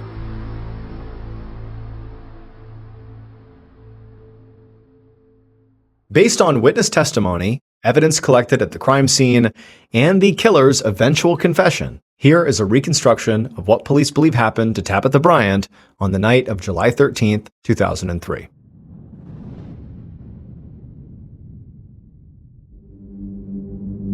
Around 11:50 p.m., the killer very carefully crept through the first floor of the Bryant home carrying a rifle, and they went straight to the den, where they found Tabitha asleep on the pull-out couch.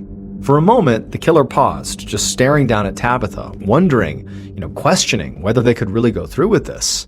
But then, after just a little bit of deliberation in their own minds, they raised the rifle and they fired. The bullet entered Tabitha's skull right under her right eye, but it didn't kill her. And so as the killer is standing there watching, expecting Tabitha to basically be motionless, Tabitha wasn't. Her body began jerking around, and then she suddenly reached up and grabbed at her cheek, and she sat up and she looked at the killer and began to scream. And so the killer immediately fired 2 more times, but Tabitha was moving around so much in her own panic that both shots missed. And then on the 4th shot, when the killer pulled the trigger for the 4th time, the rifle jammed. And so at this point, the killer completely panicked. And so the killer turns and they run into the kitchen. All the while, Tabitha is flailing around in the den. She's screaming, blood's going everywhere. And the killer, they grab a butcher's knife from the kitchen. They run back into the den. And when they get there, they see Tabitha is now standing. And she's clutching at her face. She's screaming. And the killer tackles her back onto the bed and begins stabbing her over and over again in the neck and the chest until she does finally go limp. When the killer climbed off of Tabitha and stood back up, They realized they, like the rest of the room, were covered in blood. And so the killer began just sort of backing away from the scene, not really sure what they were going to do. And as they're doing this, they hear a noise behind them, and they whip around, and they see there was a figure coming down the stairs. And when this figure got to the bottom of the stairs, they walked right up to the killer and handed them an envelope. And the killer took the envelope, blood all over them. They take the envelope, they open it up, they look inside to confirm that yes, it was stuffed with $100 bills. It would turn out the person who actually wielded the rifle and the knife and literally killed Tabitha was her half-brother Cyril. He got covered in blood so that the real mastermind, Tabitha's husband, Kevin, could keep his hands clean. Kevin paid Cyril and his girlfriend Cassidy $5,000 to do his dirty work for him. Cyril committed the murder, and Cassidy drove the getaway car. But long before they got to the house that night, Kevin was setting things up so that the murder would go according to his plan. Kevin opened the garage and unlocked the door to the house so that Cyril could come inside no problem. And when he found Tabitha in their bed upstairs, he woke her up and told her to head on down to the den, where he knew Cyril would look for her. Kevin was motivated by anger over Tabitha's affair with Keith, and also the fear that he would lose his kids if they got divorced. But ironically, it was actually Kevin's own actions that drove Tabitha, literally, into Keith's arms. Kevin portrayed himself as this, hardworking lawyer who basically was a workaholic, and all he did was provide for his family. But in reality, he was a drug and sex addict who routinely brought sex workers to his law office. His idea of working on his marriage, as he said he and Tabitha were doing after he discovered her affair, really just involved taking Tabitha to strip clubs and then pressuring her into having group sex with other sex workers. And then he would also pressure her to give lap dances to the other clientele. And one of those other clientele was Keith. That's how they met. Kevin and Cyril were both convicted of first-degree murder and sentenced to life without parole. As for Cassidy, she ultimately took a plea deal and received 15 years.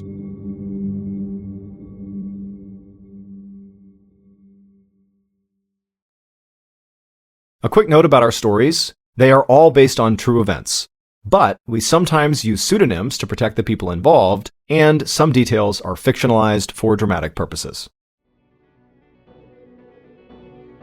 The MrBallen Podcast, Strange, Dark, and Mysterious Stories, is hosted and executive produced by me, MrBallen.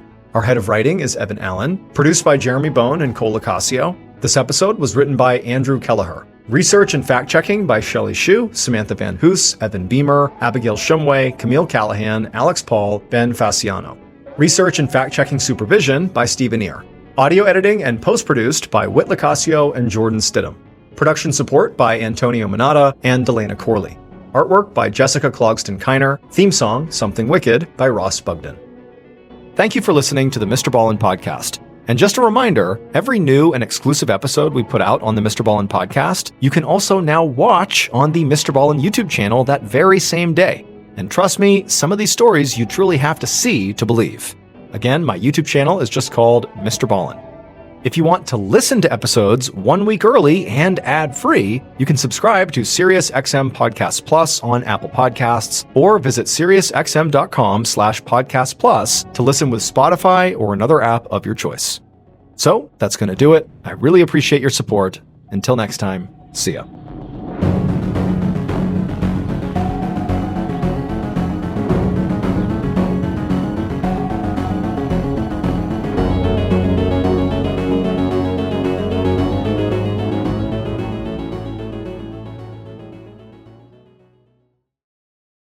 Today's podcast will feature 3 stories that will make you wonder how many monsters you may have encountered in your life. The audio from all 3 of these stories has been pulled from our main YouTube channel and has been remastered for today's episode. The links to the original YouTube videos are in the description. The first story you'll hear is called The Home Gym, and it's about a family who's having a totally normal Friday, but little do they know, their worlds are about to come tumbling down.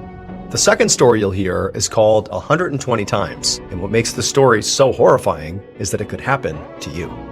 And the third and final story you'll hear is called To Save His Soul, and it's about a Bible study in a motel that quickly turns into one of the most disturbing cases ever. But before we get into today's stories, if you're a fan of the strange, dark, and mysterious delivered in story format, then you come to the right podcast, because that's all we do, and we upload 4 times a week: Monday, Wednesday, Thursdays, and Fridays. So if that's of interest to you, please offer the follow button a nice high-end teeth whitening kit. But don't tell them you've secretly replaced the whitener with red hair dye. Okay, let's get into our first story called The Home Gym.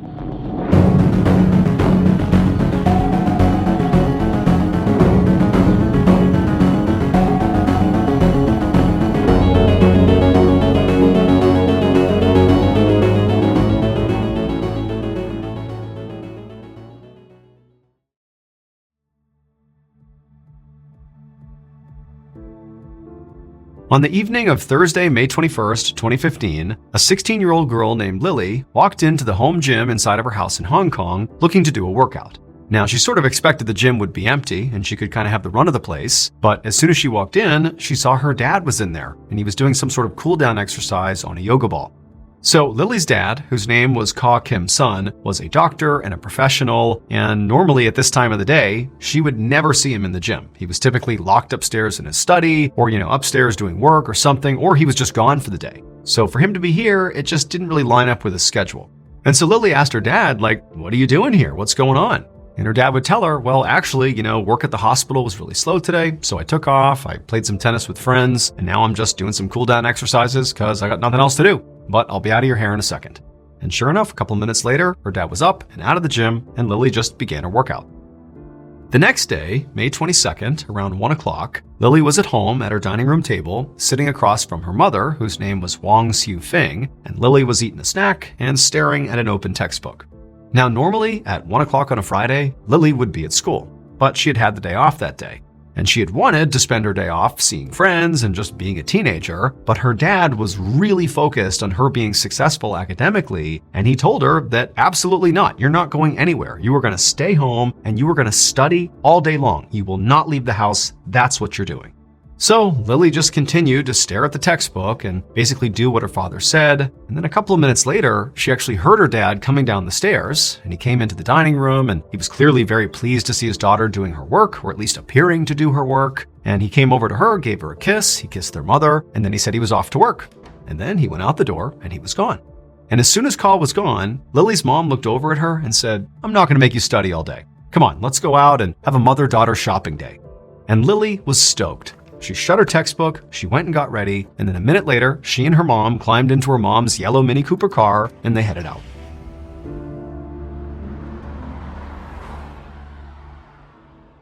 About 2 hours later, around 4:15 p.m., a local jogger was running in the same neighborhood as where Lily and her family lived, and as they were running down the road, they noticed there was this yellow Mini Cooper car sitting on the side of the road, not moving, but it was still on. It was just sort of idling right there. And at first glance, it appeared there were people inside the car, but they weren't doing anything. They were just sitting there, not moving. And so the jogger was curious, and so they ran past and made a point to look inside the car, and they saw 2 women in the front 2 seats of this car slumped over. The 2 women were Lily and her mother. And so the jogger began to panic and banged on the glass to try to get the women to respond, but they didn't. And so a minute later, police were called. They dragged Lily and her mother out of the car. They were totally unresponsive. They were rushed to the hospital, but it was too late. They both died. The police would begin their investigation into their deaths by searching the yellow Mini Cooper car. And when they searched it, there really was nothing of note inside of it. I mean, the 2 women's purses were in the front of the car, there was some basic exercise equipment in the trunk, but the car was pristine, clean, not cluttered. I mean, there really was nothing in the car that gave away what could have happened to these 2 women. For the next 6 months, the police tirelessly looked for some lead as to what happened to this mother and daughter. They would interview all their friends and family. They would search their house top to bottom. They would basically take apart this Mini Cooper and look for, defects or flaws that maybe could have contributed to their death. I mean, they were looking everywhere, but it just didn't make sense. Nobody had any idea what happened to these 2 women. And so right as this case appeared like it was about to go cold, the detectives decided to just go back to the Mini Cooper and see if maybe, just maybe, they missed something. And sure enough, they had. It would turn out, on May 22nd, 2015, the day that Lily and her mother died, Lily's father had told Lily to stay home and study, not because he cared about her academics. I mean, he did, but that day, the reason for this was not for that. Instead, he wanted her to stay home all day to protect her. When police originally searched Lily's mom's car, they found the two women's purses and also some basic exercise equipment in the trunk, specifically a deflated yoga ball. And at the time, the police didn't think anything of these items. They looked into them, they considered them, but they didn't seem to have any bearing on what happened to the women. However, it would turn out the yoga ball did have something to do with it. Specifically, 2 days before the women were found dead, that yoga ball was inside of Lily's home. It was in her home gym. In fact, when she walked into the home gym and saw her dad doing cool-down exercises and thought it was strange he was home right now, he was using that yoga ball. And Lily didn't think anything of it. But in reality, what her father was doing was not cool-down exercises. He had not just come home early and, had played tennis and this and that. In reality, he had taken that yoga ball to the hospital where he worked and filled it with carbon monoxide, an odorless, colorless, poisonous gas. And his plan was to put the yoga ball in his wife's car, unplug it, and now it's sealed and the gas is going to leak inside the car. And then when his wife got in the car and shut the door, she would effectively suffocate and die.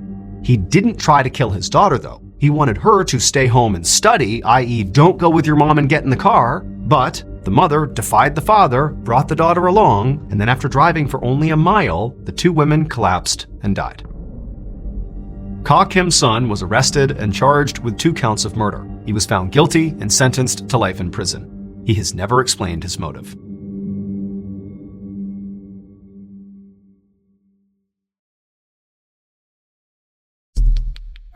Our next story is called 120 Times.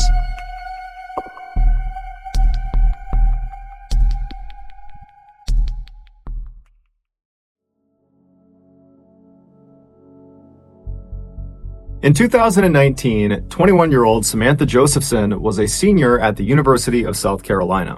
She was a brilliant student who aspired to be a lawyer. Specifically, she wanted to practice international law. And so in order to do that, she needed to be able to speak other languages besides English. And so during her college years, she had really leaned into Spanish and become quite good at it rather quickly. During her college Spanish studies, one of her professors was a woman named Daniela Jaimes. Daniela very quickly recognized in Samantha that she had this incredible intellect and work ethic and just knew she was destined for greatness. In fact, she compared Samantha to Amal Clooney, who is George Clooney's wife and is considered to be one of the most famous international lawyers ever. And so just out of a general interest to see Samantha succeed, Daniela offered to Samantha to kind of be there for her if she needed anything beyond just Spanish, that she was there to help her with law school applications, or if she needed advice on something, or if she just had ideas she wanted to bounce off of her, she would be available. And Samantha had taken her up on this offer, and by 2019, in Samantha's senior year, the pair had become very close, forming a sort of mentor-mentee relationship. Early that year, Samantha got accepted into her target law school, Drexel University in Pennsylvania. And so after telling her mother and father, Samantha ran to Daniela's office to tell her mentor the great news. And the two hugged and laughed and celebrated right there in the office. It was clear that everything was falling into place for Samantha, and Daniela was just very, very proud of her. A few weeks later, on March 29th, Samantha decided to go out with her friends for some drinks. Now, Samantha normally spent a lot of her time studying, even on the weekends, but since she was about a month away from graduation and she was already accepted to law school and really didn't have that much work since it was the end of the year anyways, she decided she could cut loose for that weekend. So she, along with her friends, head out to this downtown area called 5 Points, which is right near the University of South Carolina, and it's an area that's full of shops and restaurants and bars, so on the weekends it is packed with college students. Samantha and her friends hop from bar to bar, they're having a great time, and then around 2 a.m., the group found themselves in a bar called Bird Dog, and while they were there, because it was so crowded, the group of friends got separated. Now, initially, the friends were trying to reconnect with each other through texts and phone calls, but they were just really struggling to locate each other, and kind of in the middle of all that, Samantha decided that she was just too tired and didn't really feel like staying out any longer, and so she texted her friends and let them know that she was going to head back to her room.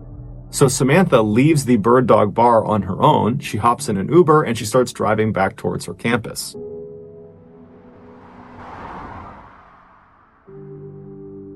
Several hours later, after all of Samantha's friends had also finally gone home and then woke up that following morning, they realized Samantha was not in her room. And so they called her, she didn't pick up. They started asking around to other friends who might know where she was, but no one did. And so pretty quickly, Samantha's friends were very, very worried about her because the last they had seen her, she was leaving the bar on her own. And so they were really worried something might have happened to her. And so by 1:30 p.m. that day, on that Saturday, the day after they had gone out, they called the police and reported her missing.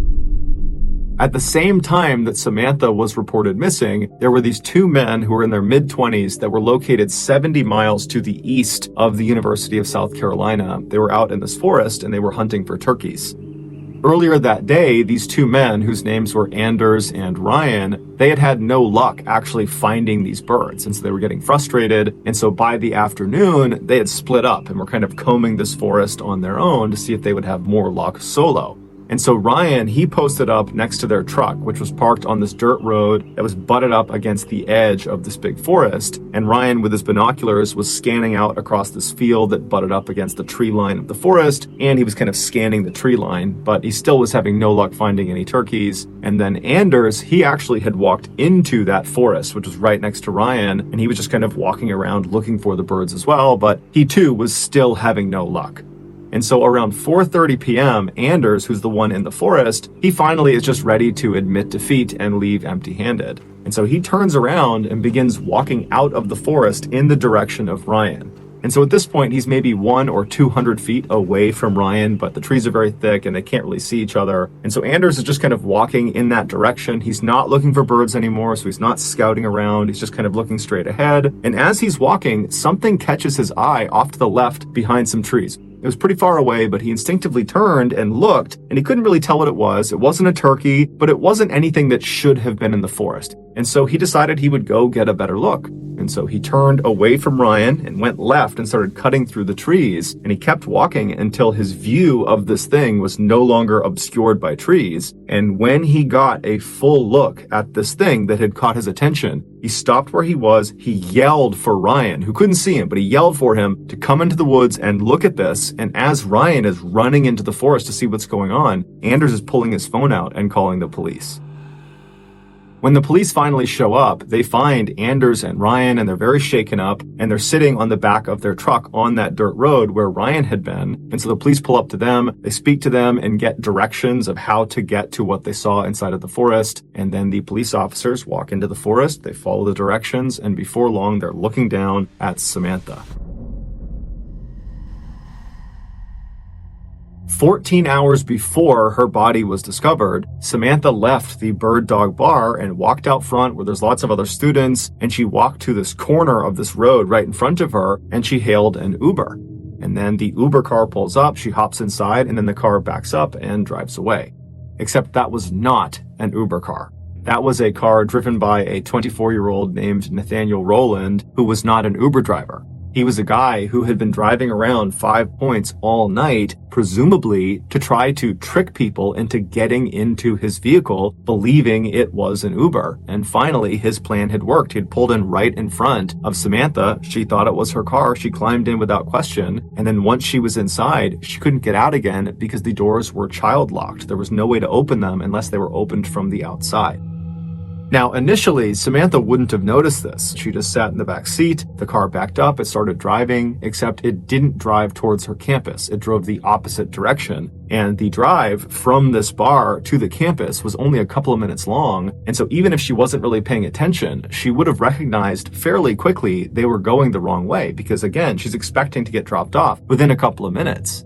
Now, we don't know what actually happened inside that car in terms of how Samantha actually handled this realization that he was taking her the wrong way. We don't know if she confronted him. We don't know if she tried to open the door and then realized it was child locked. We just don't know. All we know is that Nathaniel drove Samantha to some isolated area, most likely 70 miles to the east, near that forested area where her body was found. And then once he parked wherever he was, Nathaniel pulled out a knife and then leapt into the backseat of his car where Samantha was trapped, and he stabbed her 120 times. And then after he was finished stabbing her, it would take Samantha over 10 minutes to finally die. Within hours of dumping her body in the forest, Nathaniel was posting these normal posts on Facebook of him in front of his car and regular status updates, and he was having very normal interactions with his family and his friends, as if he was completely unaffected by this horrible crime he had just committed. Nathaniel was arrested within 24 hours of the discovery of Samantha's body. While he never offered any motive for the crime, it's believed he simply decided that night he was going to go kill someone. And so he just began prowling around for a victim, and unfortunately, Samantha was just in the wrong place at the wrong time. Nathaniel was ultimately convicted of her murder and was sentenced to life in prison.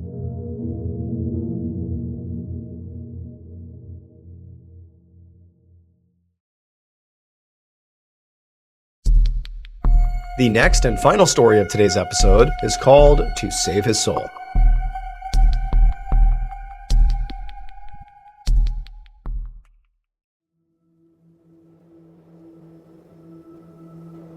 On the evening of September 17th, 2021, a 42-year-old preacher named Jason Thornburg was cleaning up his motel room in Euless, Texas, which is a small city between Dallas and Fort Worth. Jason was going to be hosting a small Bible study group in his motel room in a few minutes, and even though really it was not that dirty, he was really taking time to ensure it was as clean and inviting as he could possibly make it. So normally, Jason would host these Bible study groups at his house, but unfortunately, Jason's house burned down just that past summer, and he lost everything. But Jason was so committed to God and spreading the word of God that he still wanted to continue having these Bible study groups, even if it meant, doing it in this kind of crummy motel room. And so Jason walked around the room, picking up laundry and straightening up his bed, and then after kind of arranging chairs in a circle for the various participants he was expecting, he went over to a cabinet, pulled out some Bibles, and right as he was about to start placing these Bibles on each chair, he heard a knock at the door. And Jason was really excited because he knew that had to be someone who was here for this Bible study. And so he walked right over, Bibles in hand, to the door, he opened it up, and standing outside the door was this big guy covered in tattoos, kind of looking down at Jason, and Jason broke into a big smile. He was so happy to see this guy. The man's name was David Luaris, and Jason had previously met him when he was out on the street doing outreach for his church, and he had invited David to, anytime he wanted to come by the motel and be a part of this Bible study group. Now, Jason knew that David was really not the kind of guy who went to church or really showed any real interest in God or, the Bible, but, Jason took all kinds, and he was just hopeful that maybe David would show up someday. And now, here David was. However, David told Jason that the reason he was here was actually not for the Bible study group. He was here because he was in the middle of a crisis and he didn't know where else to turn. He confessed to Jason that he had begun using drugs and gotten mixed up in some criminal activity, and there's some dangerous people out there that he was sort of running with, and now his concern was some of those dangerous people were coming to get him. And so he literally felt like his life was in danger. Now, when Jason heard this, he was surprised, but at the same time, he could tell that David was being very authentic and just needed help. And Jason felt like, his job ultimately was to serve God and all of God's people. And David was one of those people, and he was in need of help. And so if all Jason did was simply provided safe haven for David inside of this motel room, then that was serving God and it was the right thing to do. And so Jason immediately said, "No problem, David." He handed him a Bible and said, "Come on in." David took the Bible awkwardly and just kind of stood there for a moment, not really sure what to do. But then Jason said, "Hey, relax, just come inside, take a seat." And so David did. He walked in, he sat down with the Bible, and then Jason actually came over and sat down next to him, and the two of them, for about 15 minutes, just made kind of awkward small talk. Jason could tell, David is completely on edge. He was staring at the door, which was now closed, and he just clearly was very anxious and paranoid, and Jason really wasn't talking about the Bible or God or anything. He was just, trying to calm David down and show him that this was a safe place. And then after about 15 minutes of this, when David had somewhat calmed down, and also by this point, nobody else had showed up for this Bible study group, Jason decided, okay, you know what, maybe I'll just begin the Bible study with David. It kind of gives us something to do. And so Jason got up, he locked the door, showing David that it's just going to be them, it's safe here. And he told David to go ahead and open his Bible to a certain page. And then the two of them just began reading the Bible together. And for hours, they just sat there reading the Bible. And Jason spoke to David about, teachings of God and how to lead your life in a way to serve other people. And, for the most part, David did completely calm down and seemed to really be embracing this Bible study. But eventually, despite how well this Bible study was going, it did need to come to an end at some point, at least in Jason's mind. And And when he began to notice it was getting dark outside, he sort of began wrapping it up and he shut his Bible and sort of expected that David would take a hint and leave, but David didn't. Instead, when David began to realize that, hey, this is over now and it's time for you to go, David looked at Jason and begged him to please let him stay in this room overnight, that he can't go out there, it's not safe for him. Now, Jason knew he did have some level of responsibility for David. I mean, David had told him he was in danger, he had already invited him inside and was basically providing safe haven for him, and it did feel kind of wrong to be like, now go back out there. But at the same time, Jason felt a little uneasy. I mean, he didn't really know David. He didn't really understand the situation. And so there was some hesitation at first, but after looking again at David and seeing how desperate he was to just please stay here overnight, Jason said, okay, you can stay. So Jason grabbed some extra blankets and pillows and created a makeshift bed on the floor. And then after that, the two of them actually reopened their Bibles and just began reading some more from the Bible for a couple more hours, basically another round of Bible study. But eventually, they both were very tired, so they put their Bibles down, they said goodnight, they each climbed into their beds, and they closed their eyes and fell asleep. For the next 5 days, Jason's motel room remained mostly closed, and the only thing anybody heard coming from his room was gospel music, and it was being played at a very high volume basically the entire time, to the point where other residents of this motel began to complain about how loud the music was.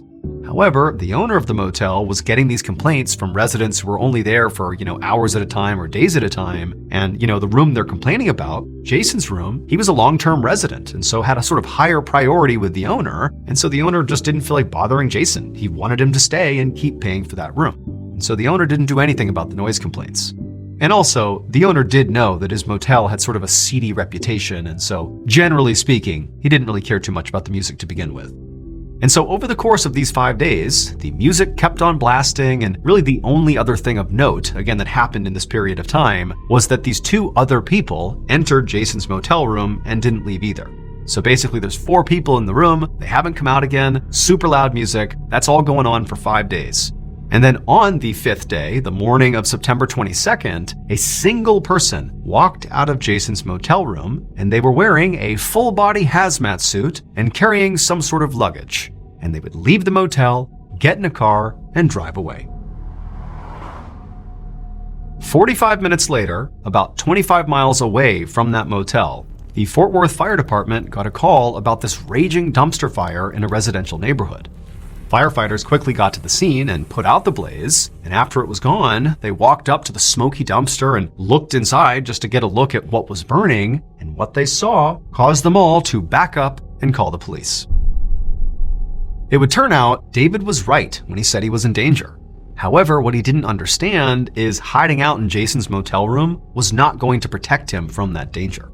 Shortly after he and Jason wrapped up that second Bible study that night, and the two of them climbed into their respective beds, Jason in his actual bed and David in the makeshift bed on the floor, well, David did fall asleep pretty quickly, but Jason didn't. Jason waited until David was asleep, and then Jason got up, got a knife, and then slit David's throat. Then he cut David's heart out and ate it, because Jason the preacher really actually believed that human sacrifice was the best and purest way to serve God. Over the course of the next 5 days after killing David, Jason would remain in his motel room blasting gospel music, and over those 5 days, he would basically lure those 2 women into his room, very likely on the promise of Bible study, but they too would be sacrificed. And then on the 5th day, the person who exited the motel room in the full hazmat suit was Jason, and that luggage he was carrying with him contained the body parts of the 3 people he had just killed. And he brought those body parts to that dumpster in that residential neighborhood and lit them on fire. And so when the firefighters put out the fire, what they saw inside were burned up bodies. Jason was arrested, and while he was awaiting trial, he confessed that David and the 2 women were not actually his first victims. He said that just a few years earlier, he had sacrificed his girlfriend, and that house fire that destroyed all of his belongings and prompted him to go live in this motel was set by Jason himself, because he had sacrificed his roommate and needed to get rid of the evidence. Ultimately, law enforcement was only able to show that Jason killed those 5 people, but there could have been more. Jason was found guilty of capital murder and sentenced to death. He is currently on death row in Texas.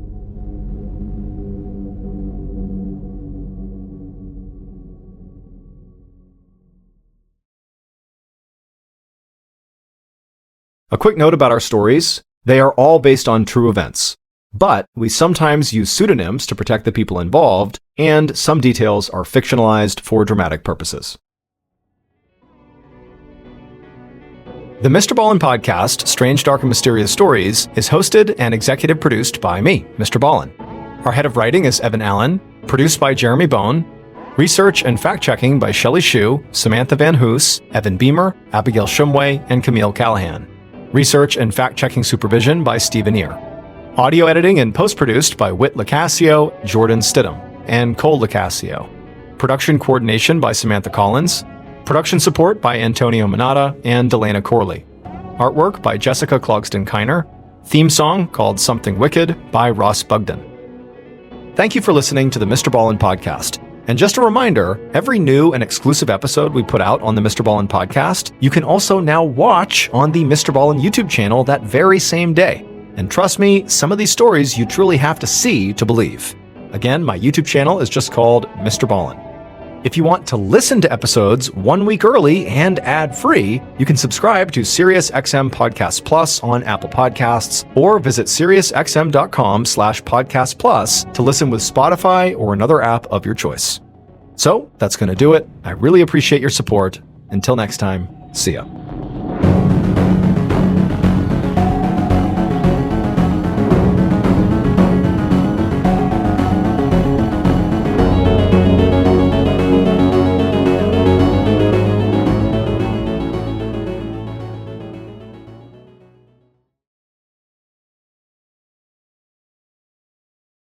On the morning of May 17, 2014, a detective furiously scribbled notes as she sat next to the hospital bed of a mortally injured 77-year-old woman. This woman had been in a coma for the last 10 days, and the detective had been desperately working to figure out who had tried to kill her.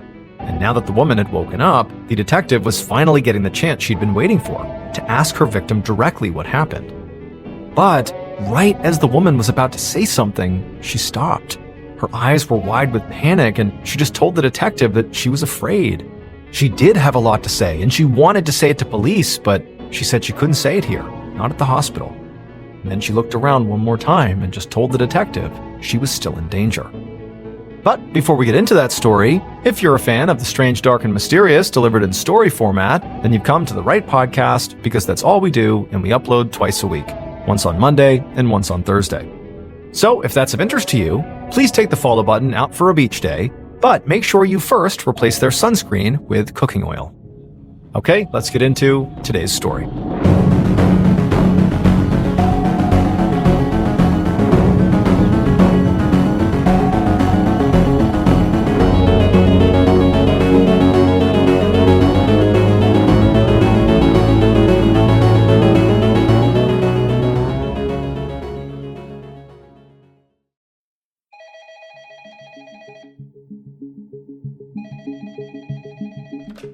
Late in the afternoon on May 6, 2014, 77-year-old Helene Pastor sat at her office desk in Monaco with her beloved dog Belle at her feet and a phone pressed to her ear. On the other end was one of Helene's many tenants, doing what they did best, which was complain. This time, there was a problem with their water heater, and the plumber was late. Helene listened patiently, because she was a landlord and that was her job.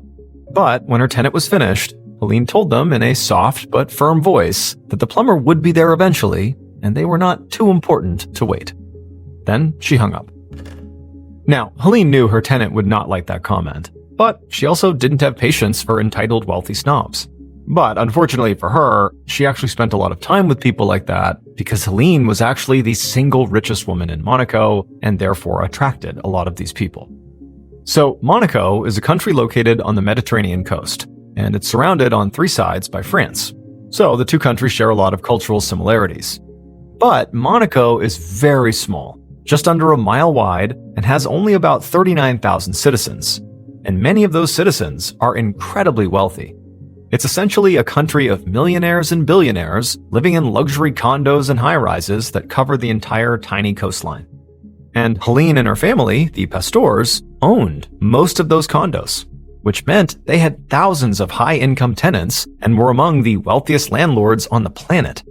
The Pastors' multi-billion-dollar real estate empire had begun 3 generations earlier, and Helene was now in charge of it. Now, it was obviously a ton of work, and Helene theoretically could pass it off to somebody else to do. But she was a Pastor, and Pastors worked for what they had, which was why Helene was a very hands-on landlord and spent long days in her office with her staff, dealing with accounting and handling tenants' requests. Now, Helene leaned back in her chair to scratch her dog Belle's head, and she watched as Belle closed her eyes, and suddenly Helene felt the urge to do the same thing. However, she still needed to call her daughter, Sylvia, before she left for the day. Sylvia was 53 and had been diagnosed with breast cancer 2 years earlier, so Helene naturally worried about her a lot and made sure to check in on her daily. Helene reached for the phone again and dialed Sylvia's number. When she heard her daughter say hello on the other end, Helene asked her how she was feeling. But Sylvia said she couldn't talk because her massage therapist had just arrived. So she excused herself and hung up. Helene stared at the receiver as the dial tone blared through it, trying hard not to feel hurt. It was moments like these where Helene wondered if her own daughter even liked her. But deep down, Helene knew exactly who to actually blame here: Sylvia's boyfriend, Wojciech. Sylvia had been with Wojciech for almost 3 decades, and it seemed like everybody in Monaco absolutely loved him. He was charming and gregarious and gave a ton of money to charity, but Helene had always felt like there was something off about him, and she worried that he was taking advantage of her daughter's famous last name. But she couldn't bring herself to actually tell Sylvia about her suspicions, so instead, they had a lot of unspoken tension, which caused lots of little arguments.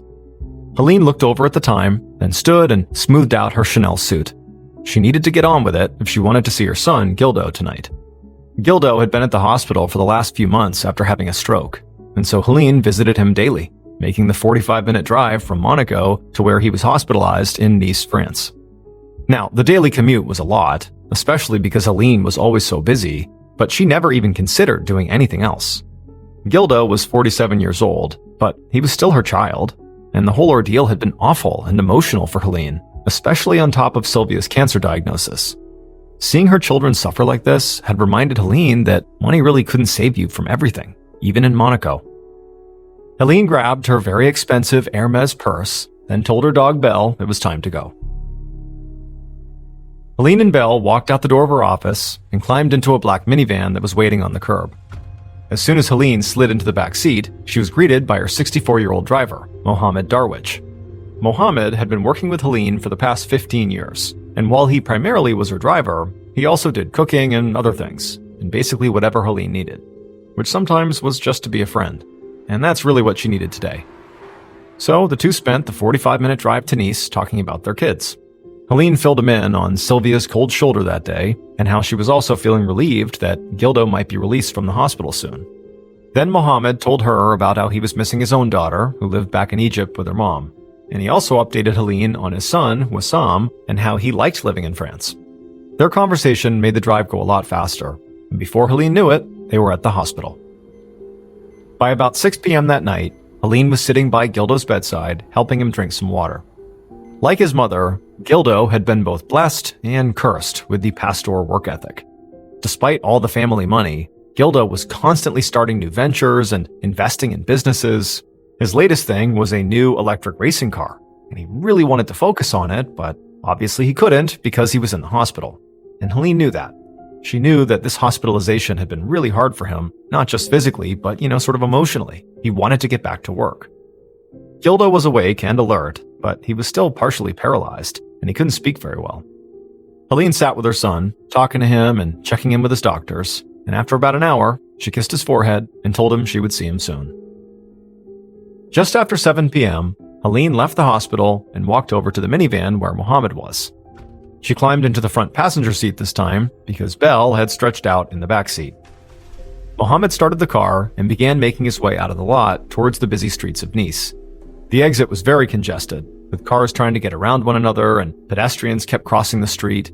But eventually, Mohammed was finally able to pull out of the lot and turn right before pretty much immediately getting stopped again by traffic. Helene simply leaned back in her seat and just let the noise outside fade to a blur as she tried to just accept that she'd be in traffic for a while, and so she should just relax. But as soon as she put her head back, suddenly something out her window caught her eye. It was a person jogging straight towards them. This person had a hat pulled down low around their eyes, so Helene didn't know who it was, but then she saw what they were holding. And immediately she screamed at Mohammed to drive, but before Mohammed could react, Helene heard a loud bang and the sound of shattering glass. Then Helene was dimly aware of the pedestrians all around the car screaming before she heard another bang, and then everything went black.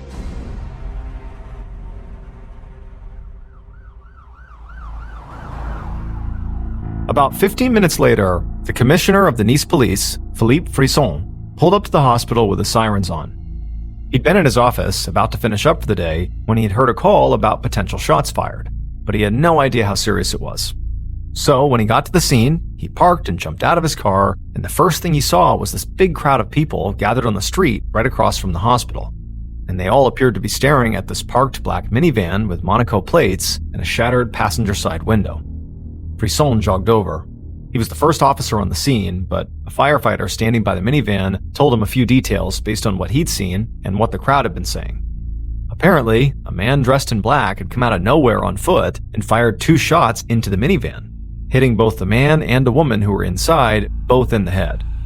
There had been a dog in the car, but it was uninjured. The shooter had disappeared back into the crowd, and witnesses saw a second man, also dressed in black, follow after him. The firefighter said the 2 victims had been rushed to the hospital and were clearly in critical condition, but beyond knowing it was a man and a woman, he had no other information on their identities. Immediately, Frisson's mind went to carjacking. Nice didn't have a huge amount of crime, but one of its more common issues was something called the car door grab, which was when criminals would target cars stuck in traffic for robbery. He wondered if maybe the carjackers, in an effort to rob this car, had somehow gotten flustered or something had happened which caused them to open fire, and then they quickly realized the area was far too crowded to just get away, so they abandoned their robbery and just disappeared. Frisson radioed back to the station for backup. A crime like this clearly needed more officers than just him. And when Frisson got through to the dispatcher, not only did she say she would dispatch more officers, but also she had some new information. The identities of the 2 victims. And the reason she already had their identities is because one of the 2 victims was incredibly famous. The woman who had been shot was the Helene Pastor, and the other victim was her driver, Mohammed Darwich. Frisson instantly froze, because of course he knew Helene Pastor's name. Everyone did. She was the matriarch of the Pastor dynasty, who owned most of Monaco. She not only had billions of dollars, but she had connections to Monaco's actual royal family. And so even though Frisson had been on the force for over 30 years by this point, when he heard this new piece of critical information, suddenly he felt nervous. This was going to be, by far, the most high-profile case he had ever worked. And also now that he knew the identities of his victims, his theory of what actually happened here completely changed. There was no way the richest woman in Monaco just happened to be targeted by random carjackers. This had to be a hit. Frisson got off his radio and walked over to the minivan and looked inside. He could see there was a purse on the dashboard covered in glass shards, and this solidified his belief that this was no robbery. But then he noticed something else. The front seats were covered in all these little holes, these little punctures, almost like somebody had fired a BB gun repeatedly into the seat. But Frisson knew what this actually meant. He was looking at the blast from a shotgun. And this struck Frisson as being very strange. A shotgun was just an odd weapon to use if this really was a hit, because it was big and bulky. I mean, you really couldn't carry it around in public without attracting a lot of attention. And so if you were a skilled hitman, a shotgun is not your first choice for a weapon. And so this fact, combined with the broad daylight approach, told Frisson that whoever had shot Helene and her driver was likely not an experienced hitman, but an amateur, which was not what he would have expected. Just then, Frisson heard police sirens cut through the air. His backup had arrived. Minutes later, the scene was surrounded by dozens of uniformed officers, crime scene tape, and technicians who were gathering swabs and other evidence from inside the van. The witness reports were hugely helpful, but Frisson also wanted to check if there was surveillance in the area. So, when he was done taking statements, he pulled another officer aside and asked him to go look for CCTV cameras. So, in France, many cities and towns have what's called closed-circuit television in outdoor public places, which is a network of surveillance video that law enforcement can access. Nice has more of these cameras than any city in France, so Frisson was hopeful they'd find at least one camera that caught the attack. And so the officer hurried off to go look, and Frisson decided to head back to the station while the crime scene techs finished processing the scene. After all, it was getting late, and he needed to meet with his team and make a game plan.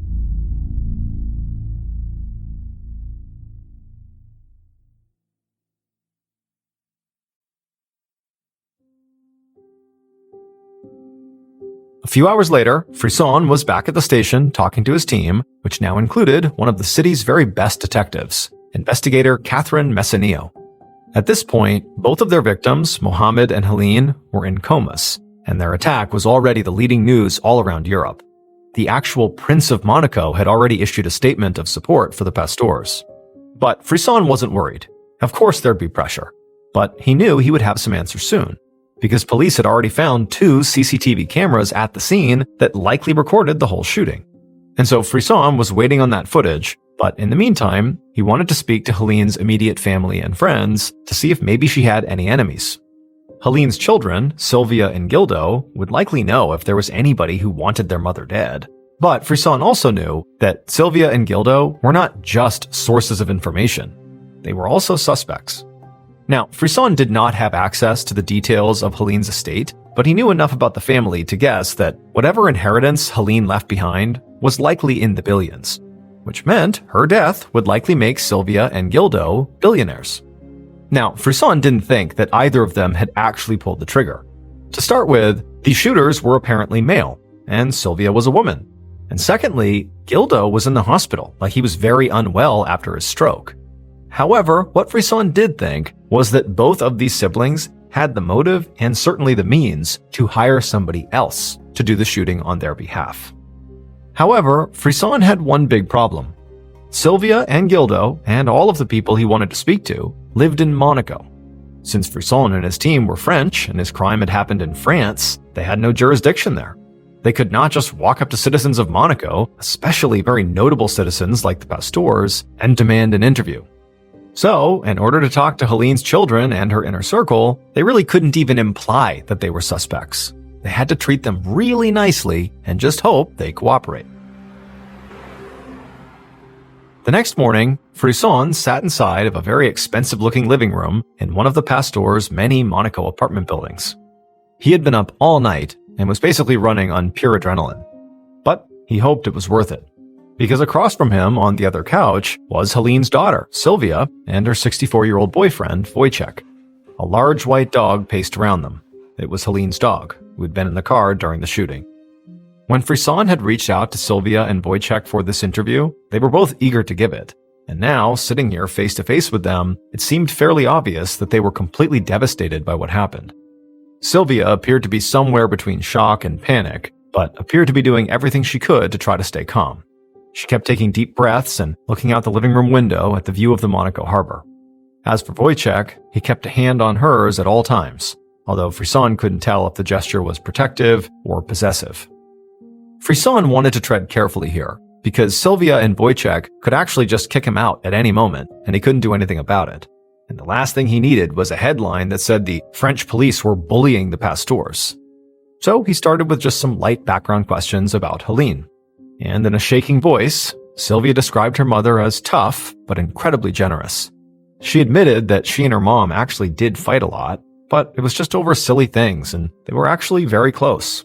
She said Helene called her frequently because Sylvia had been battling breast cancer, and her mother liked to check in and make sure she was okay with her treatment. When Frisson asked her about enemies, Sylvia shook her head. She said that her mother tended to keep to herself and didn't typically engage with the Monaco social scene. And so the idea that somebody would want to hurt her just didn't make sense. Wojciech seemed equally mystified. He told Frisson that he and Sylvia had been together for 28 years and they had a daughter together.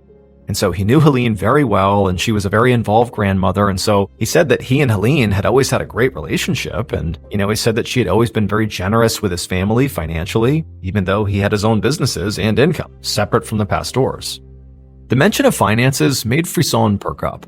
He stopped Wojciech and asked him to be a bit more specific about Helene's financial generosity. and that's when he noticed a look of uncertainty cross Wojciech's face. For a second, Frisson wondered if he had touched on a sore spot. But Wojciech recovered quickly, and with an easy smile, he explained that Helene gave both Gildo and also Sylvia a monthly allowance of about 500,000 euros each, which is about 600,000 US dollars. When Frisson heard this, he had to force himself not to raise his eyebrows. That was a staggering amount of money to get every month. It was so high, in fact, that it actually made Frisson doubt whether either of Helene's kids would feel a need to kill her. But Wojciech wasn't done. He cleared his throat and shifted uncomfortably in his seat before saying that he and Sylvia used the money Helene gave them on household expenses. But if he was being honest, he'd heard that Gildo had spent his money on other stuff. Wojciech said that Sylvia's brother owned some companies that were not doing well, so he was presumably very deep in debt. And this, for Frisson, opened a new investigatory door. He jotted down this information on his notepad. He was meeting with Gildo next, and if Wojciech was right, the debt was a huge red flag, and made Gildo look like a pretty good suspect. The detective spoke to the couple for a bit longer, but they didn't have much else to say. So eventually, Frisson thanked them for their time, and he got up to go. When Frisson walked into Gildo's hospital room 45 minutes later, he was shocked by what he saw. He had known that Gildo was sick, but he hadn't been prepared for just how sick. Gildo could barely move or speak. In fact, the only way he could reasonably communicate was by blinking. And so Frisson sat down at his bedside and started with a few simple questions. It took a long time for Gildo to blink out his answers, and he also couldn't communicate anything more than maybe a few words at a time. And so it was obvious very quickly that due to this communication snafu, Frisson wasn't going to get much, and Gildo was very frustrated. Frisson left the hospital not long after he'd arrived. And while Gildo's actual answers had not been very helpful, Frisson did still leave that meeting with some useful information. And that was, not only was it fairly obvious that Gildo simply could not have been the one pulling the trigger just physically, but also it was clear he wasn't in any shape to be planning a hired hit. I mean, he could barely communicate with Frisson. However, Frisson thought that, it was still possible that maybe Gildo had begun preparations before his stroke, which had only happened 2 months earlier in March. And Frisson realized the amateurish quality of the hit itself could have been a product of Gildo's illness. He hadn't had the chance to fully make sure everything was perfect and ready to go. So far, to Frisson, this case was full of contradictions. One of the single richest people on the planet had almost been assassinated by shockingly unprofessional hitmen. Both of the victims' children clearly stood to inherit an enormous amount of money and were therefore the most obvious suspects. But one of the children, Sylvia, did not seem to need the money based on how much she was getting every month from Helene. And the other child, Gildo, was so physically ill that he couldn't even speak. And so Frisson began to wonder about Sylvia's boyfriend, Wojciech. Maybe he could have planned the hit, because he, and not Sylvia, wanted access to Helene's money. Frisson pulled out his phone and called the other detective, the very skilled detective named Catherine Messinio, and he told her about all the issues surrounding Sylvia and Gildo as suspects. Messinio agreed with Frisson, and then she also shared something with him that she had learned during her own interviews about Wojciech. She said that one of Helene's friends told her that Sylvia had been with Wojciech for so long without getting married because Sylvia wanted to make sure her inheritance went to her own bloodline, not an outsider. Frisson considered what this meant. It told him that Sylvia did not completely trust Wojciech. But it also tanked his theory that Wojciech might have planned the hit since he had zero claim to the Pastor estate, whether Helene was alive or not. But then Messinio said something else that made Frisson stop thinking about the Pastors completely. Messinio said she had found something out about Helene's driver, Mohammed. Mohammed was apparently involved in a love triangle and had been for years. He was from Egypt and had a family there, but he also had a mistress here. And Messinio had gotten the number for Mohammed's adult son who lived with him in France so they could speak to him about it. As Frisson hung up the phone, his mind reeled. This whole time, he had thought it was so obvious who the target of the hit was, Helene. But now, he was wondering if maybe he'd been wrong. That afternoon, Frisson was back at the station with Messinio. It had been 24 hours since the shooting, and still neither of the detectives had slept. But Frisson didn't think they'd be able to do that anytime soon because the CCTV footage had just arrived. And Frisson was putting a lot of hope into this footage because it felt like every lead he'd tried to follow in this case so far had hit some kind of a dead end. Frisson had just gotten off the phone with Mohammed's son, Wissam, who he had hoped might shed some light on the possibility that Mohammed was the intended target of the attack. But Wissam had been skeptical. He didn't think his father's love triangle lead meant much. He said the mistress had actually been a part of Mohammed's life for a long time, and believe it or not, nobody was particularly upset about it. Now, Wissam was a young and healthy man, so theoretically he could have been one of the shooters, but Frisson hadn't heard anything in their call that made him think Wissam would want to kill his father, or Helene for that matter. And so, Frisson and Messinio began scrolling through the CCTV footage, looking for any clue that could point them in some new direction. And when they got to the point in the recording where the actual shooting happened, they were relieved to see that they had a clear view. They watched the shooting play out on the screen, just like all the witnesses had described. Helene's car turned out of the hospital parking lot, then a man with a shotgun approached her window and fired twice. Frisson also could see there was a second man who watched the whole thing from across the street at a snack bar, who most likely was acting as a lookout. Both of these men ran away on foot, and their faces were not visible in the footage. And so Frisson rewound the tape to see when the men arrived, which he found was about 20 minutes before the shooting. But when he saw how these men arrived, his jaw dropped, because finally he'd found a really good lead that he could follow. Both men were separately driven to the scene in taxis. Frisson paused the tape and turned to Messinio in total shock. In 30 years of working in law enforcement, he had never seen or heard of a criminal arriving at a crime scene just very casually in a taxi, like they were meeting somebody for lunch. And there was a reason for this, because on the CCTV footage, there was a huge piece of evidence that was now clearly visible to the detectives, one of the taxi's license plates. And so Frisson smiled and told Messinio they needed to make a phone call.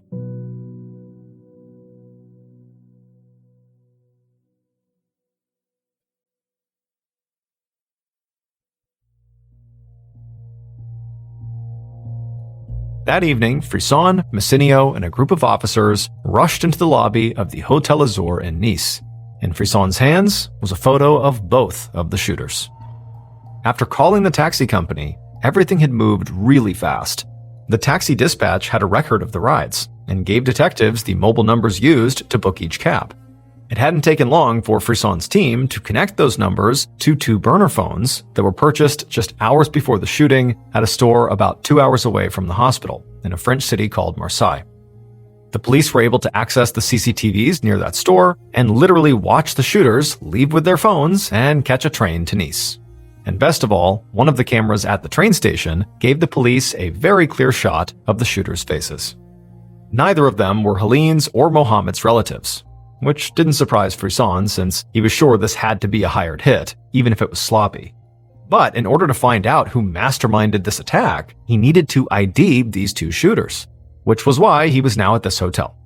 CCTV footage had shown that once the shooters got to Nice, they stopped at the Hotel Azur before getting taxis to the hospital.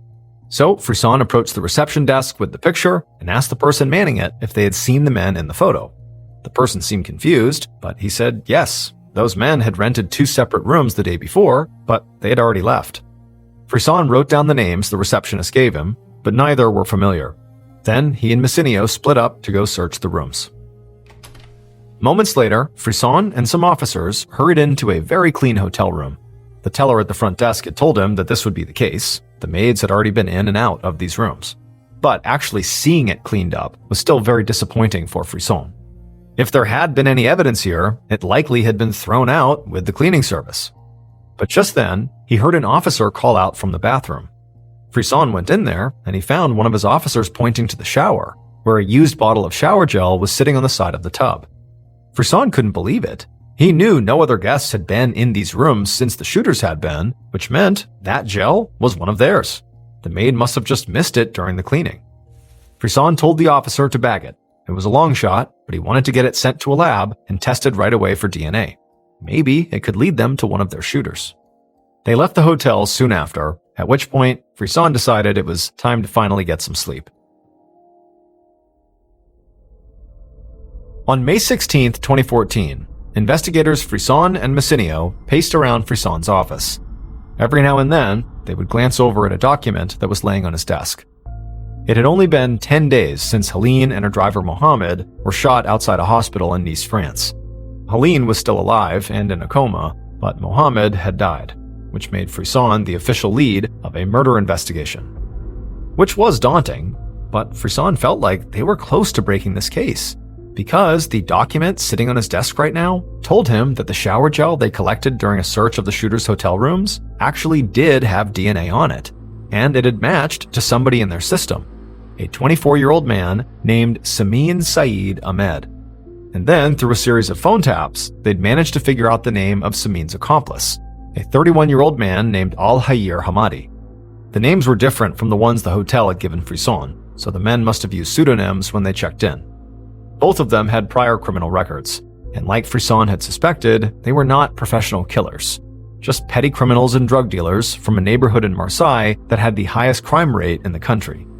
So it made sense that these two men from that area might have agreed to carry out a hit for money. But what didn't make sense to Frisson or Massinio was how Samin Saeed Ahmed or Al-Hayir Hamadi could possibly be connected to anyone in Helene's life. The pastors in their inner circle were literally some of the richest people in the world. If any of them were planning a hit, Frisson would have expected them to hire more experienced and professional assassins because they just had the means to do it. And so now, Frisson wondered if maybe they needed to look deeper into other areas of Helene's life, like her tenants, to see if anyone had obvious connections to Marseille. He knew from speaking to Helene's friends that she had handled many of her tenants personally, and it was possible there was a feud or dispute that they didn't know about. But thousands of people lived in Helene's buildings. Going through that list would be nearly impossible, which was why Frisson and Massinio had decided that the best way to approach this whole thing was with a method Frisson called the fishing rod. Instead of arresting the shooters, Samin and Al-Hayir, they would watch them and keep their phones tapped and see if they led police to whoever hired them. And while they were figuring all this out, Frisson's phone rang. And when he picked it up, the news on the other end changed their case yet again. It was the hospital. Helene had woken up from her coma. First thing the next morning, Frisson sent Massinio to the hospital to interview Helene, then waited anxiously at the station for her to return. He was hoping Helene could simply tell Massinio who it was that shot her, and then they could close out the case. But when Massinio came back that afternoon, she didn't have good news. Apparently, Helene had told Massinio that she was terrified and had lots of things she wanted to say to the police, and she seemed to be on the verge of actually giving Massinio a name, but then she started struggling to breathe and literally couldn't finish her sentence. Massinio said that at that moment, the medical staff rushed in and they were able to stabilize Helene, but they weren't able to continue the interview. Frisson was so disappointed. They'd been so close to maybe hearing the truth directly from the victim, and now they might never know. And he was right, because 4 days later, on May 21st, still without having finished that interview, Helene Pastor died.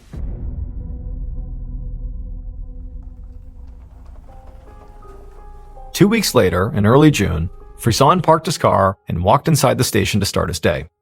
He was incredibly anxious because Helene and Mohammed's case had stagnated, and Helene's death only made the pressure on him and his team even more intense.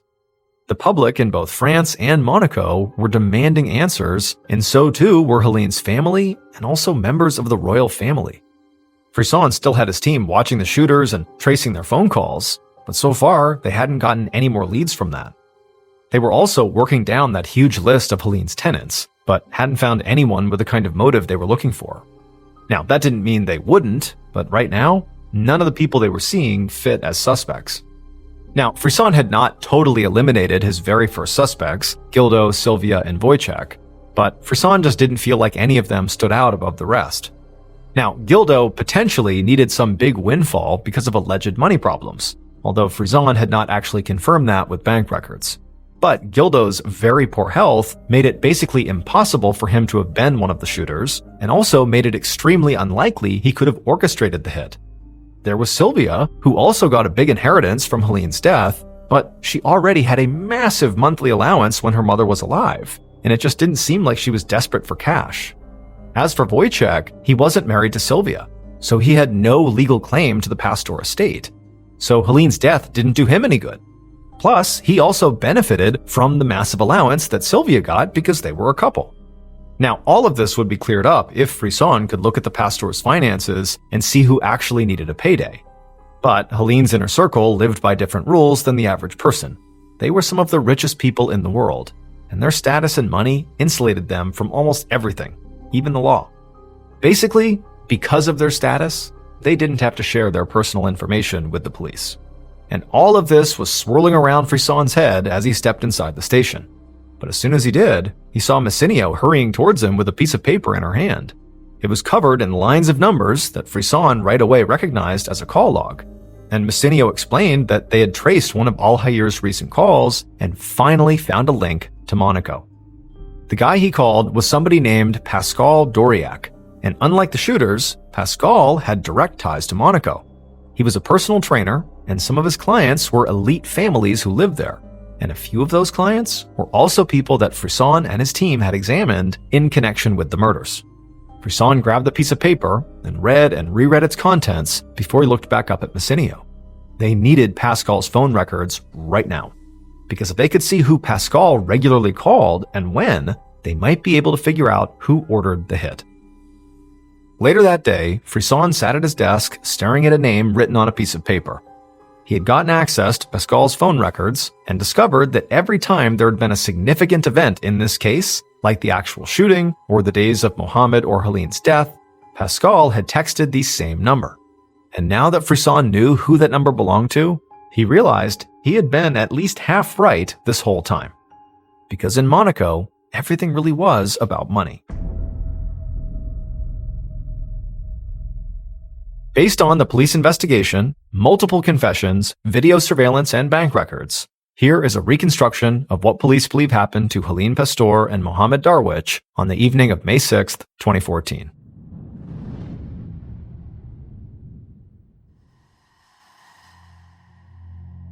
On that day, around 7 p.m., the hitman named Samin Saeed Ahmed strode towards Helene's black van. He could see her terrified face through the passenger side window as she screamed at her driver to drive. But before the driver could hit the gas, Samin raised a shotgun and fired twice into the passenger side door. He watched as Helene and Mohammed convulsed from the force of the blasts. He didn't know the people he had just shot, but he wasn't thinking about that. Samin was thinking about the payday he was about to receive for having shot these people.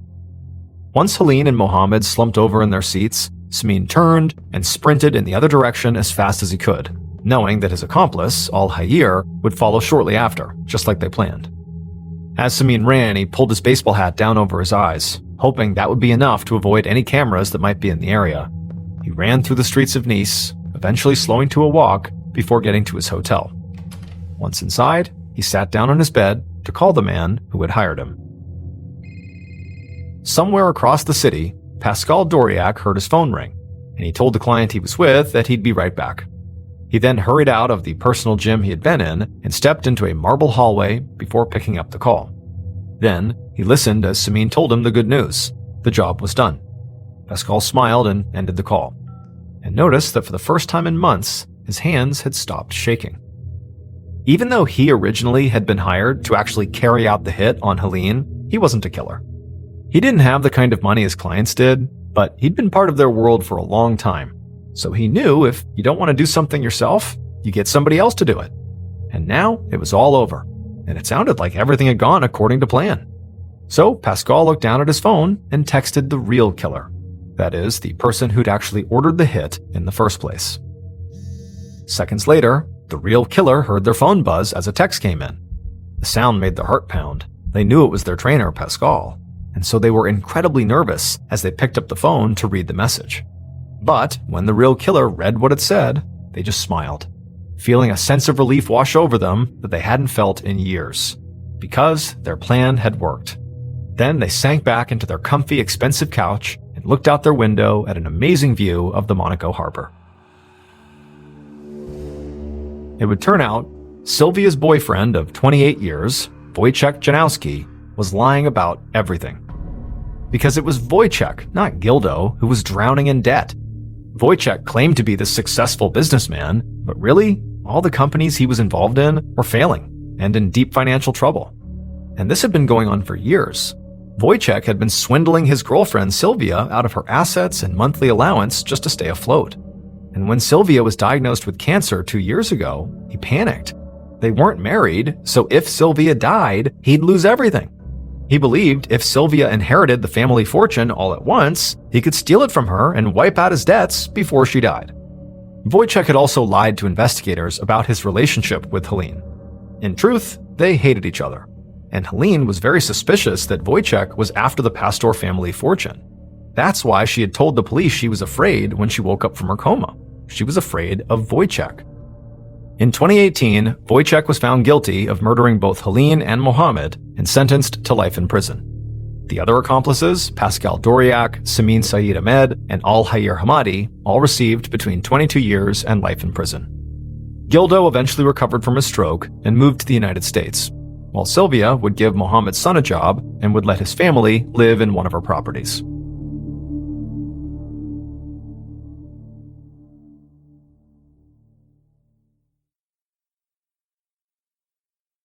A quick note about our stories. They are all based on true events, but we sometimes use pseudonyms to protect the people involved, and some details are fictionalized for dramatic purposes.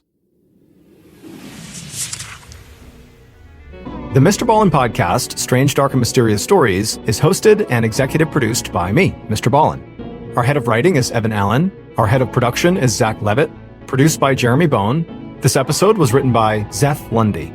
Research and fact-checking by Shelley Shue, Samantha Van Hoos, Evan Beamer, Abigail Shumway, and Camille Callahan. Research and fact-checking supervision by Stephen Ear. Audio editing and post-produced by Whit Lacasio and Cole Lacasio. Additional audio editing by Jordan Stidham. Mixed and mastered by Brendan Kane. Production coordination by Samantha Collins. Production support by Antonio Manata and Delana Corley. Artwork by Jessica Clogston-Kiner. Theme song called Something Wicked by Ross Bugden. Thank you for listening to the MrBallen podcast. If you enjoyed today's story and you're looking for more bone-chilling content, be sure to check out all of our studio's podcasts.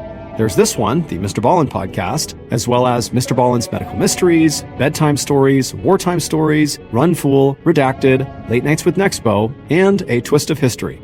All you have to do is search for Ballen Studios wherever you get your podcasts. To watch hundreds more stories just like this one, head over to our YouTube channel, which is just called MrBallen. So that's going to do it. I really appreciate your support. Until next time, see ya.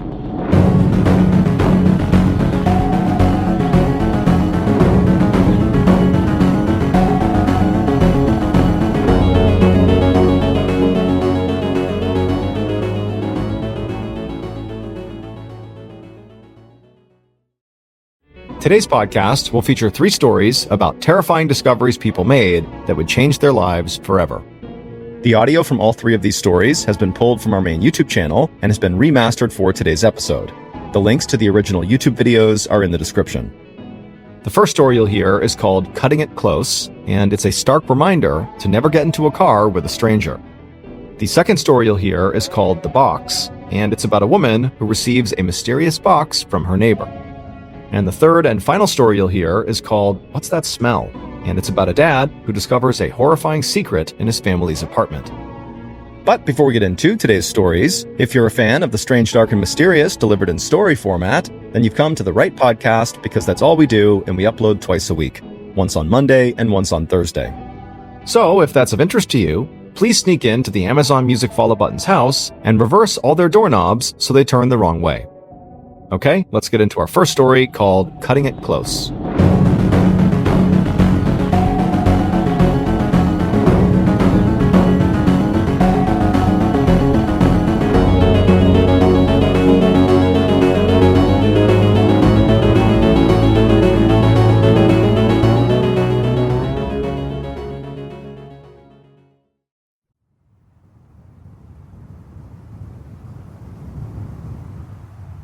On a snowy morning in 1972, 22-year-old Sotria Kritsonis sat at her bus stop in Seattle, Washington, adjusting her knit cap against the cold. The hat actually still felt pretty weird on her head because just a few days earlier, she had cut her brown hair super short, and so she wasn't quite used to it yet. But despite that, she loved her new hair. In fact, she couldn't wait to show it off at her school. she'd deliberately worn this big hat to hide her haircut, because this would make the reveal to her friends at school that much better. She glanced up Rainer Avenue for any sign of her bus, but there wasn't one. The city's public transportation system was all out of whack that day because of the weather, and so Tria was becoming pretty impatient because now her bus was over an hour late. She'd already missed her first class of the day because of this bus, and now she was in danger of missing her second class. And that's when she heard the beep of a car horn, and a pale yellow Volkswagen Beetle rolled up to the curb right in front of her. So Tria had to squint through the snow, but she could see the silhouette of a man in the driver's seat of this car, and he was rolling down the window of the passenger side and kind of waving her over. Curious, she walked up to the now open window and leaned in, and the warmth coming from inside the car felt great. And this is where Sotria got her first real look at the driver. He was a good-looking guy in his 20s, he was well-dressed, pleasant-seeming, just an overall normal-looking person. He explained that he'd actually been driving on Rainer Ave for a while, and he hadn't seen a bus in a long time, and so he offered to give Sotria a ride to her school. But remember, this is the 1970s, and hitchhiking at the time in America was pretty common, especially on the West Coast where Sotria was. And so pretty quickly, she agreed to get in because she knew this likely was her best chance at making it to school for her second class, and she was freezing. After the man pulled back onto Rainer Avenue, Sotria sat back in the seat, enjoying the warm air blasting out of the vents. And as she did, she looked out her window at the familiar route passing by. Sotria was about to apologize to this guy for making him drive so far out of his way when she heard him turn on his blinker. He was preparing to turn right. And this struck Sotria as odd because, as she had explained to him back on the curb, her school was a straight shot down Rainer Ave. There was no need to turn, so what was he doing? Sotria looked over at the man, expecting him to explain why they were taking this sudden detour, but the man just stared straight ahead.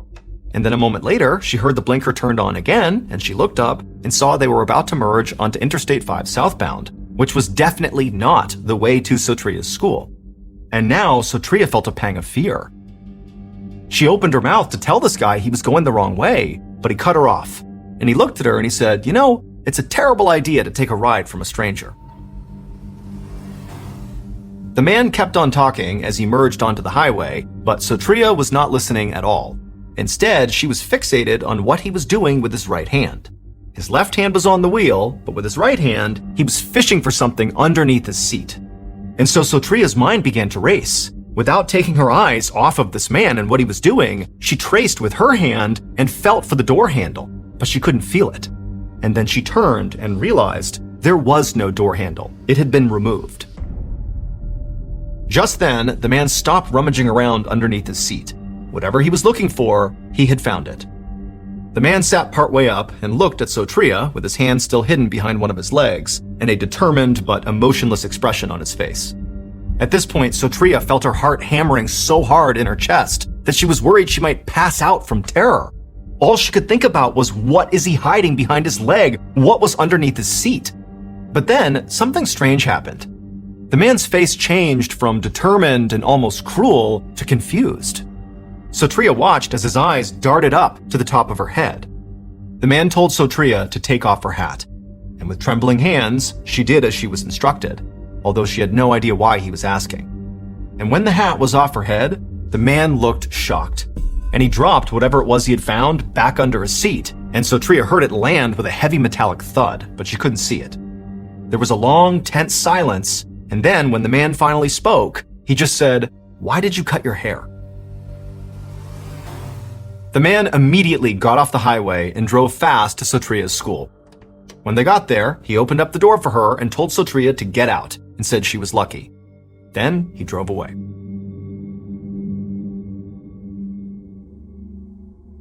Sotria didn't report this encounter to police. She was kind of embarrassed that she had gotten into a stranger's car in the first place, and after all, the guy, despite being really creepy, hadn't hurt her at all, and so she basically just tried to forget about it. But a few years later, in 1975, Sotria was watching TV when she saw a familiar face come onto the screen. It was the man who had given her a ride, being led into a courtroom in handcuffs. Sotria dropped everything and turned up the volume, and what she heard made her numb with horror. because the newscaster was saying that this man who had given her a ride was a suspected serial killer accused of murdering dozens of young women who he would lure into his pale yellow Volkswagen Beetle and then bludgeon them to death with a crowbar or tire iron. And he had a very specific type when it came to identifying his victims. They were young women who all had long brown hair. And this man's name was Ted Bundy.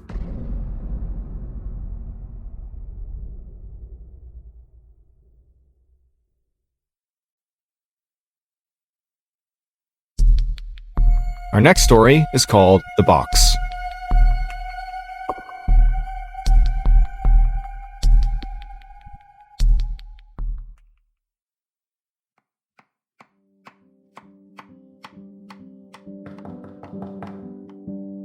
Late one afternoon in April of 2019, a middle-aged woman named Mary was cutting up some vegetables in her kitchen in northern Spain when she heard a knock on her front door. So she put her things down, she went to the door, opened it up, and standing there was her next door neighbor, who was all smiles, and she was holding this big box that was wrapped in wrapping paper and had a big bow on it, and then sitting on top of this big gift was a tray of deep-fried rolls, or croquettes. Mary's neighbor was a 61-year-old woman named Carmen Marino, who was an exceptional chef, and her specialty were making these croquettes. They were filled with different types of meat and other things, and all the time, Carmen would come over and give them to Mary, and Mary loved these croquettes. And so as soon as she saw those, she was like, wow, amazing, and she invited Carmen inside. But Carmen didn't come inside. Instead, she took the croquettes and handed them to Mary, and Mary's like, okay, great, thank you. But Carmen was still standing right outside holding this box, and now Mary's looking at her thinking that Carmen looks kind of uneasy. And so Mary said, what's going on here? What's up with this box? Carmen was silent for a second and just kind of held this box out, at which point Mary realized, okay, so she's trying to give me this gift. And so Mary reached out and took this huge present, and she was like, thank you, Carmen. Like, what is this? What's going on? And Mary, when she looked at Carmen, she could tell Carmen's face was now bright red. She was very embarrassed about something, maybe whatever she was going to say. And so Mary just waited for Carmen to speak. And so eventually she would clear her voice, and then she would say, Mary, this is really embarrassing, but I need you to hold on to this box for a little bit. It contains my sex toys, and I'm having company over at my house, and I'm just worried that somehow they're going to find these things. Mary was so caught off guard by what Carmen was telling her that she just started laughing. But Carmen didn't join in on the laughter. She just kind of looked down like she was totally mortified. Mary stopped laughing because she felt bad, and then Carmen kind of elaborated on why she had this huge box full of sex toys. She would tell Mary that, she bought them with the intent of using them with her boyfriend, but a couple of months ago he had broken up with her. But Carmen had held on to these in the hopes that the boyfriend would eventually take her back and they would get back together again and get to use these toys. And so even though this was a totally weird and kind of uncomfortable request, Mary kind of felt bad for Carmen. One, because she had to make this request of Mary, but also two, it was obvious that Carmen was pretty shaken up about, losing her boyfriend. And so Mary said, you know what? No problem, Carmen. I will look after your sex toys and I will enjoy your croquettes. And Carmen was so relieved and said, thank you so much. And then she turned and hustled back to her house. And then Mary shut the door and she brought the croquettes into the kitchen and she tried one and it was so good. And then she took the big box of sex toys and she went into the hallway. She opened up a closet and she put it on the top shelf and then shut the door.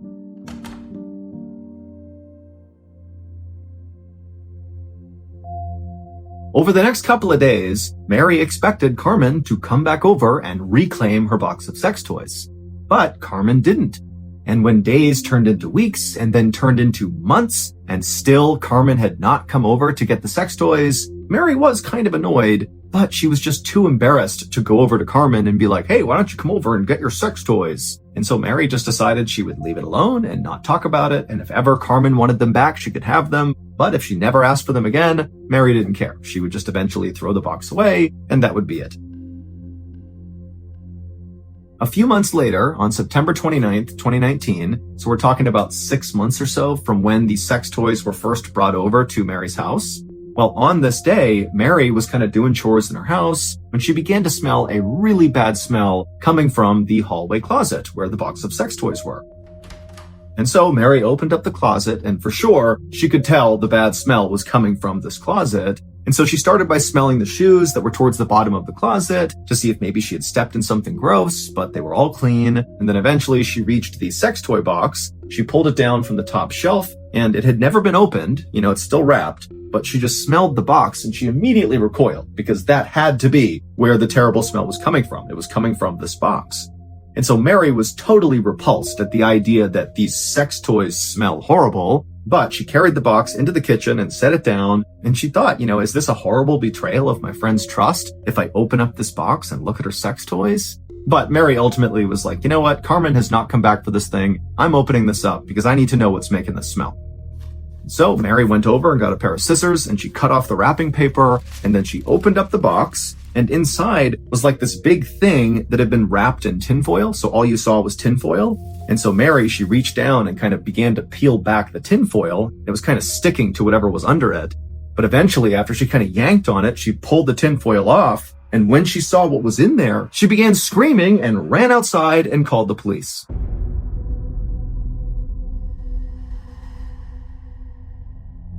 It would turn out Mary's neighbor, Carmen, who owned the box of sex toys, well, her boyfriend didn't just break up with her a couple of months before she brought the sex toys over. No, her boyfriend, who was a 67-year-old man named Jesus Baranda, he went missing around the time that supposedly Carmen and her boyfriend broke up. And so naturally, Jesus's family began looking for Jesus, and when they couldn't find him, they called the police. And eventually the police called Carmen and said, hey, you were dating Jesus around the time he went missing. We're going to need to come to your house and search it. And when Carmen heard that, she knew she had a big problem. Because Carmen had murdered Jesus and cut his head off with a chainsaw, and she still had his head in her house. And so what did she do? Well, she boiled his head down, and then she put it in a box, wrapped it in tinfoil, and then she wrapped that box in wrapping paper, put a bow on it, and then went next door to Mary's house and said, hey, can you hold my sex toys for me? Because she knew Mary would likely not look in the box if it was sex toys. And so Mary took the box, put it in her closet, and then of course, the smell began several months later, and she would discover Jesus's head. Carmen was convicted of murdering her boyfriend, and she was sentenced to 15 years in prison. Police were never able to locate the rest of Jesus. All they had was his head. But there's a running theory that Carmen may have used the rest of her boyfriend's body and ground it up and then baked him into her croquettes that she gave out to people like Mary and other people in her neighborhood. But that's just a theory.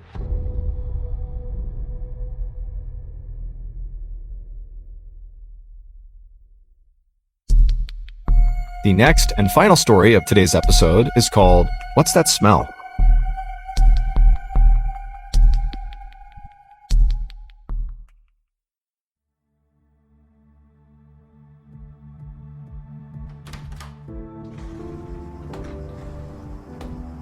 On the evening of June 7th, 2023, a 36-year-old man named Umar Abdullah walked into his bedroom in Tampa Bay, Florida, and right away he opened up all the windows.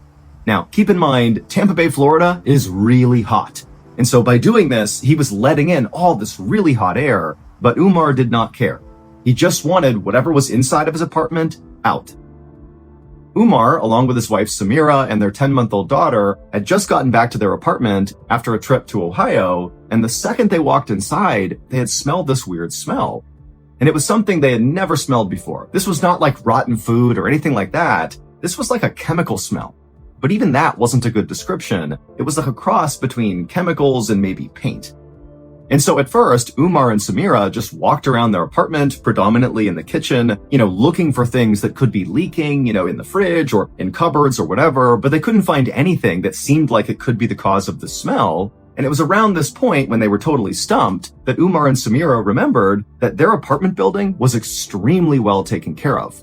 Like, repairs were done immediately and all the time in every single unit, and the fact that they had been away in Ohio had been known to their apartment manager, and so they thought, maybe while they were gone, maybe somebody had come in here and maybe touched up some paint or made some repairs or something, even though it seemed a bit weird that they hadn't been informed beforehand that, painting or repairs were going to take place in their apartment, but ultimately that's what they chalked it up to. And so it was at this point that Umar and Samira walked all around the apartment, opening up all the windows, and Samira also lit a candle as well, and pretty soon that weird smell disappeared, and both the parents just kind of forgot about it. And so Umar grabbed all their luggage from their trip and began unpacking it into the drawers and putting toiletries away, and at the same time, Samira put their baby in a high chair in the kitchen, and then Samira began preparing dinner. And a few minutes later, as Umar was still putting things away, he heard Samira calling from the kitchen to, "Hey, come out here for a second." And so Umar stopped what he was doing, he went into the kitchen, and he looked at Samira, and she was looking very concerned down at their daughter. And their daughter was in her high chair, and her dinner was right in front of her, but she wasn't eating. And their daughter seemed really fussy. And normally, their daughter was such a get-along kid who never fussed, who always ate her food, and so this seemed really out of character. And so both parents kind of stared at the daughter for a second, and then Umar was like, "You know what? All the windows are still open, and it's getting pretty hot in here. Maybe the baby's just fussy about the heat." And so Samira agreed that could totally be it, and so the parents went around the apartment, closing down all the windows, allowing the air conditioning to kick back on and cool the apartment down. But about an hour later, after the apartment had cooled back down, the baby was still very fussy. And at this point, Umar and Samira were trying to put the baby to bed, and they were really struggling with that. And also, in addition to the baby obviously not feeling very well, Umar and Samira both began to complain that they had headaches. And so at this point, the parents assumed that, you know what, all of this, the baby's behavior and now our headaches must be tied to just the travel we just went through, and we just need a day to recover here. And so they kind of rushed their baby through her bedtime routine and eventually got her down. And then Umar and Samira took some ibuprofen to help with their headaches. And then they too climbed in bed and drifted off to sleep, hoping that when they woke up, everybody would feel better again. But the next morning, nobody was better. In fact, everybody was doing worse. Umar's headache had now gotten much stronger, and Samira, she still had a headache, but also was very lethargic, and the baby was still very fussy. And over the next few days, their symptoms continued to get worse and worse. Umar's headache went from really bad to pretty much blinding, like he couldn't do anything else but think about his headache. And Samira basically had to lay down all day. It was like no matter how much she slept, she had zero energy, and their poor baby just continued to cry and fuss all the time, and even began to vomit. And so it seemed pretty obvious by this point, after a few days, that the three of them must have caught some sort of bug while they were traveling, that this was not just jet lag, that they actually had some sort of illness. But the parents were convinced that, they could just kind of rough it out, and eventually, after a couple of days, they would get better. But on the morning of June 14th, so this is now a week after coming back home from their trip, not only were all their symptoms still really bad, but on this particular morning, things took a dark turn. That morning, when Umar went to his daughter's bedroom, he's still dealing with this horrible headache. He makes his way into the bedroom and he goes down to pick his daughter up from her crib. And as he's reaching down to grab her, he freezes because on the bed, on the pillow right behind the baby is all the baby's hair. The baby had clearly lost huge chunks of her hair. And so Umar at this point forgot about his headache and yelled for Samira. And even though she's super lethargic, she could tell this is an emergency. So she got up and made her way into the bedroom, and she looked down too and saw all the hair, and she reached down and scooped the baby up, and she turned the baby over. And sure enough, there was a huge bald spot on the back of their baby's head. But Umar and Samira, they said to each other right away that, wait a minute, I know this is scary, but it is actually a thing that newborn babies sometimes do lose their hair. But when they went online and looked at the age range of when that's kind of a common thing to happen, it was pretty obvious that their baby, being 10 months old, was a little bit too old for losing her hair to be considered a normal thing. And so Umar and Samira sat there and continued Googling, what could this be? My 10-month-old baby is losing her hair. And there were lots of explanations ranging from, ringworm to some severe infection to some rare genetic disorder. And all of it was kind of terrifying, and also none of it really lined up with what they were seeing with their daughter. And so the parents were like, you know what? Clearly, we don't know what this is. We've all been sick for a week. We have to bring our baby to the doctor. And so as Samira got on the phone and called the baby's doctor, Umar hopped in the shower to get ready to go to the doctor. And as soon as he began shampooing his hair, he noticed clumps of his hair were falling out. And so all of a sudden, it dawned on him that whatever's going on with his baby is going on with him, and very likely going on with his wife too. And it was at this point too that Umar remembered that strange smell when they first walked into their apartment after coming back from their trip. Now, they had opened up all the windows and lit candles, and, the smell had kind of dissipated. and then they had shut the windows again and they hadn't smelled it again. And so Umar began thinking, wait a minute, maybe we've just gone nose blind to the smell, and maybe there's some sort of contamination in the air. Maybe there's a gas leak or something worse than that. And so as soon as Umar got out of the shower and told his wife about how he lost hair and kind of his theory that maybe there was some contamination in their apartment, Umar called his landlord and explained, the whole situation. And the landlord would tell Umar right off the top that, during the time they were in Ohio, nobody went inside their apartment. So there's no fresh paint in there, no maintenance was done. So whatever you smelled was not from us. And then the landlord said to Umar that, as scary as it sounds, it's possible that you might have like a gas leak inside of your apartment, or maybe you have a freon leak from your air conditioning system, or maybe there's toxic mold. But whatever it is, we're going to get people in there, we're going to find the issue and solve it.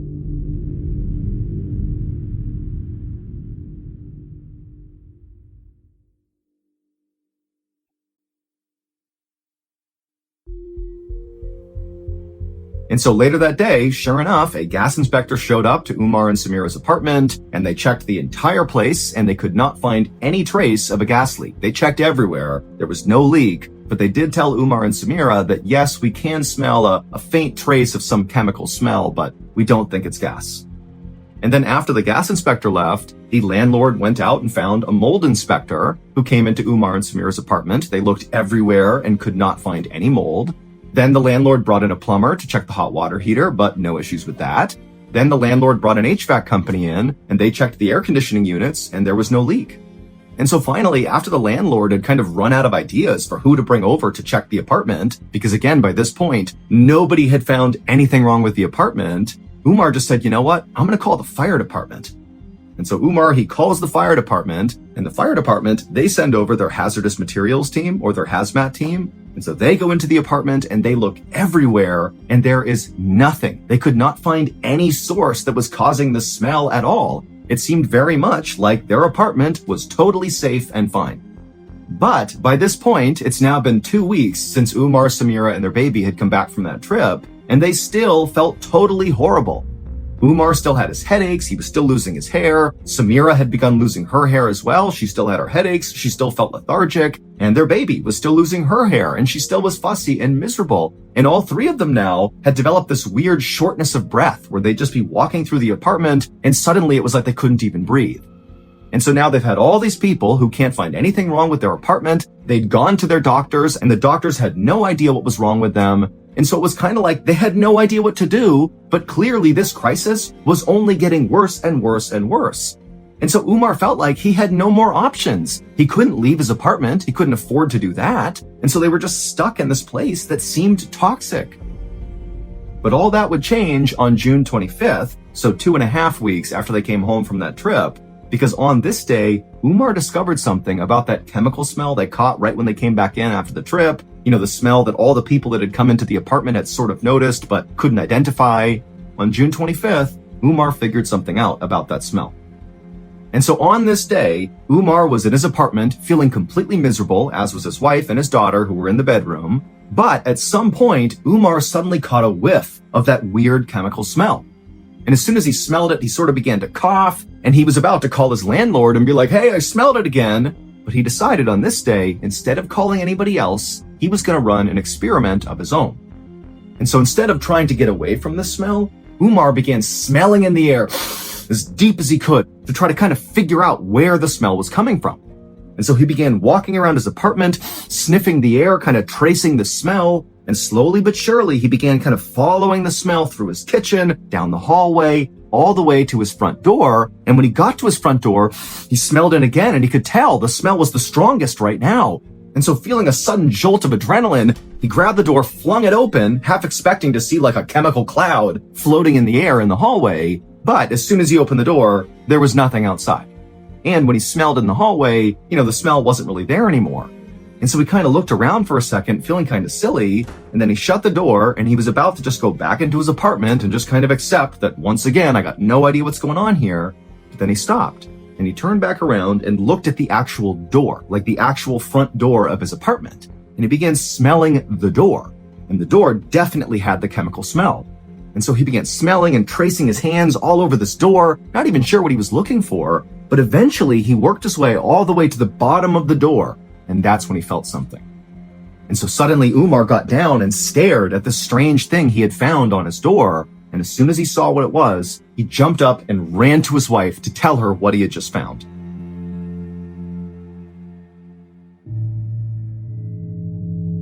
After talking with his wife about this thing, they came up with a plan. Late that night, Umar waited until the entire apartment complex seemed really quiet, and then as quietly as he could, he opened up that front door, he stepped out into the hallway, and then he made his way over to the big fake plant that stood at the end of this hallway that was kind of right outside, kind of adjacent to his door, and he hid something in the plant, and then Umar went back into his apartment and he shut the door. And on June 27th, so 2 days later, the moment Umar and Samira had been waiting for finally arrived. At around 5:30 p.m. that evening, suddenly that chemical smell began to emanate through the apartment, and their baby began coughing so badly she began vomiting. And so as Samira was tending to their baby, Umar very quietly opened up his front door, looked in the hallway, didn't see anyone, and he rushed over to that plant, and he took the thing he had hidden a couple of days before, and he went back into his apartment, shut the door, and went into his office. And when Umar came out of that office a little while later, Samira was waiting and she was looking at him, and as Umar came out, it was like he was totally ashen-faced, he looked completely shocked, and he could barely speak. And Samira said, "What's going on? What did you learn?" And Umar said, "We have to get out of here right now. Get the baby. We have to leave right now. We're going to the hospital." And so as Samira bundled up their baby and they started getting their things together, Umar called 911 and told the operator what he had just discovered.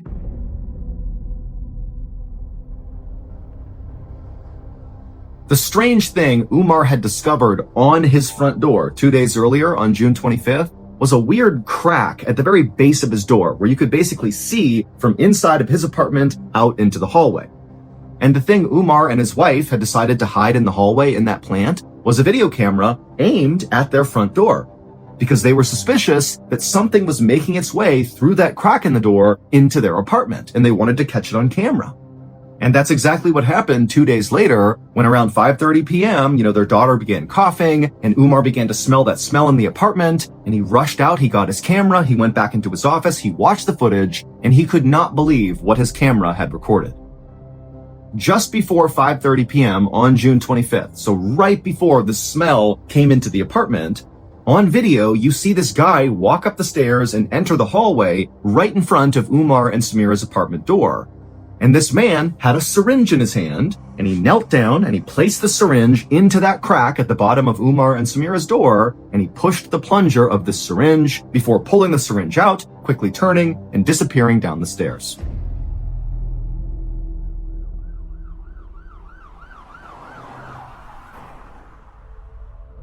And so as Umar and Samira and their baby rushed to the hospital after discovering this video and after calling 911 to tell police what they saw on this video, the police rushed to Umar and Samira's apartment complex.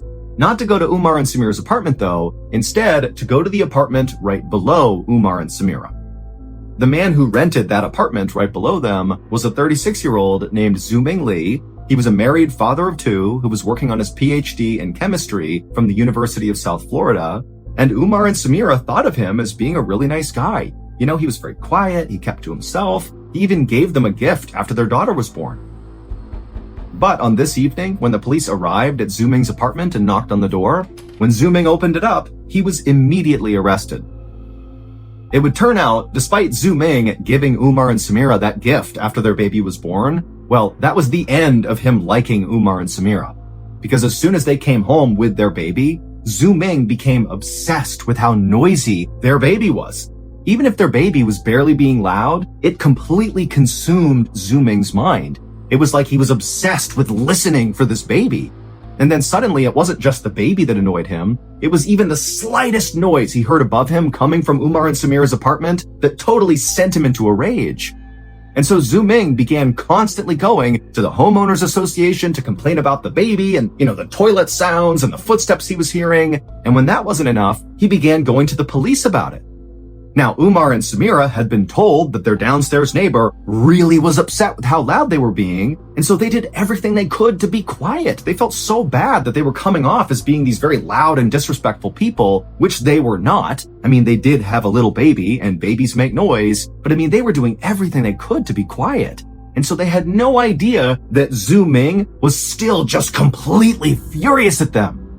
And eventually, Zhu Ming's fury just became completely unhinged, and he used his chemistry know-how, because remember, he's studying for his PhD in chemistry, to begin putting together this deadly mixture of chemicals that contain things like methadone and hydrocodone, and he put them into a syringe, and he began injecting them into Umar and Samira's apartment to poison them to make them be quiet. And so by the time Zhu Ming was arrested, he had been injecting these deadly chemicals into their apartment for a month. That was obviously the cause of all of Umar and Samira and their baby's symptoms. It was this poison. Umar, Samira, and their baby would get treatment and they would fully recover from their poisoning. But very likely, had they not been quick thinkers and put that camera in place and caught Zhu Ming in the act, it's entirely possible that over time, the poison that was being injected into their apartment would have killed them. Officials are still investigating this case as it's still relatively new. However, the legal process was paused when Zhu Ming was deported back to China. Zhu Ming has not been convicted of any crime, and the criminal case remains open, and if Zhu Ming ever were to step foot on US soil, he would be arrested immediately.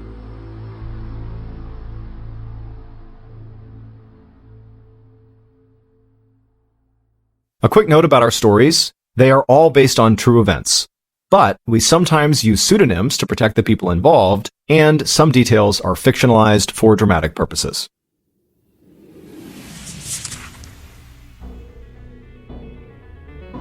Thank you for listening to the MrBallen podcast. If you enjoyed today's stories and you're looking for more bone-chilling content, be sure to check out all of our studio's podcasts. There's this one, of course, the MrBallen podcast, and there's MrBallen's Medical Mysteries, Bedtime Stories, Wartime Stories, Run Fool, Redacted, and Late Nights with Nexpo. All you have to do is search for Ballen Studios wherever you get your podcasts. To watch hundreds more stories just like this one, head over to our YouTube channel, which is just called MrBallen. So that's going to do it. I really appreciate your support. Until next time, see ya.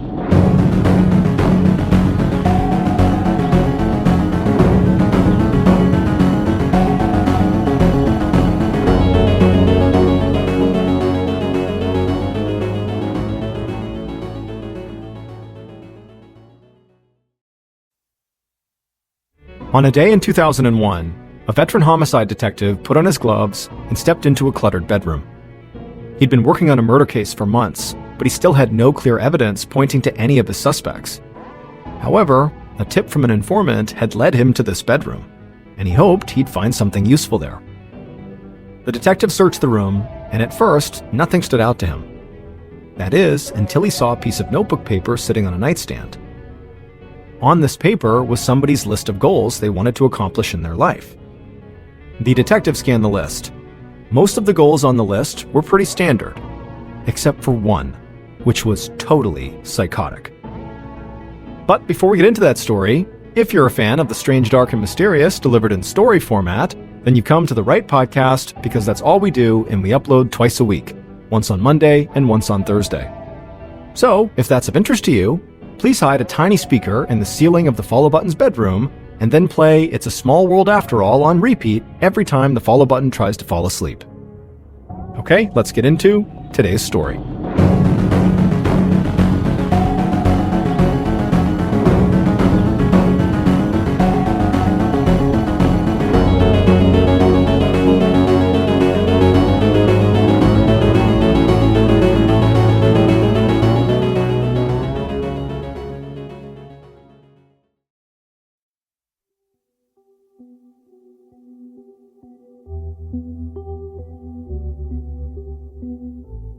Just after midnight on August 31st, 2001, 36-year-old Dana Laskowski sat on her couch sipping a drink at her home in Puyallup, Washington, which is about 35 miles outside of Seattle.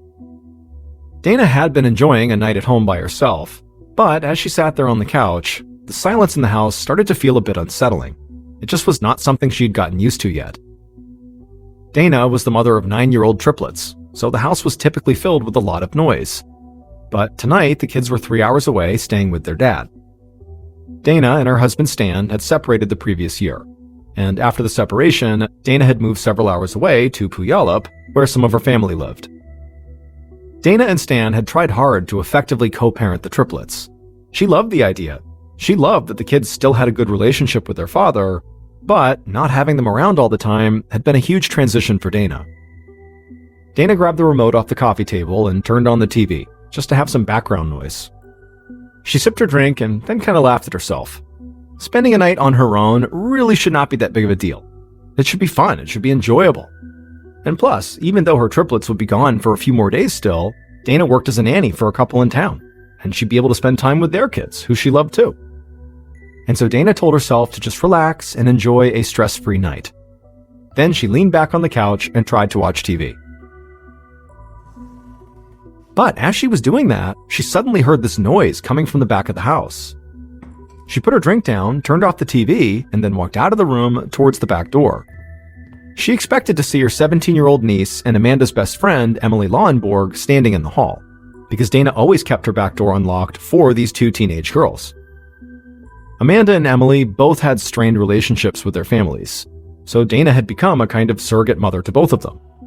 She let them use her house to do laundry, take showers, or to just have a place they could come where they would feel taken care of. But when Dana reached the back of the house, she didn't see the girls standing in the hall. She walked to the back door and glanced outside onto the back porch, but she didn't see anybody there either. She figured she must be hearing things. Being home alone could do that after all. So she left the back door unlocked in case the girls did show up later, and then turned back around and headed back to the couch. Even though it was late, Dana suddenly thought about giving her niece a call, just to check in on her. The last time she'd seen Amanda and her friend Emily, they had been spending almost all their time with this group of teenage guys who called themselves the Park Rats, because they always hung around at the same public park. Dana tried to keep an open mind and not judge, but she couldn't help but worry about two young women spending time with a group of guys who did not seem to have any ambition in life. And she knew for a fact that some of the Park Rats had pretty serious drug problems. On top of that, Amanda and Emily were both relatively small girls, and Dana knew they really couldn't protect themselves if any of the guys ever tried to get physical with them. Dana sat down on the couch, still debating if she should call Amanda. However, before she could make up her mind, she heard something at the back door again.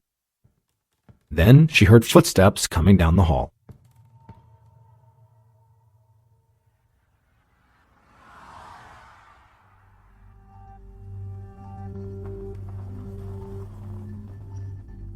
At 10:30 a.m. the following morning, a patrol officer from the Puyallup Police Department pulled up in front of Dana's house.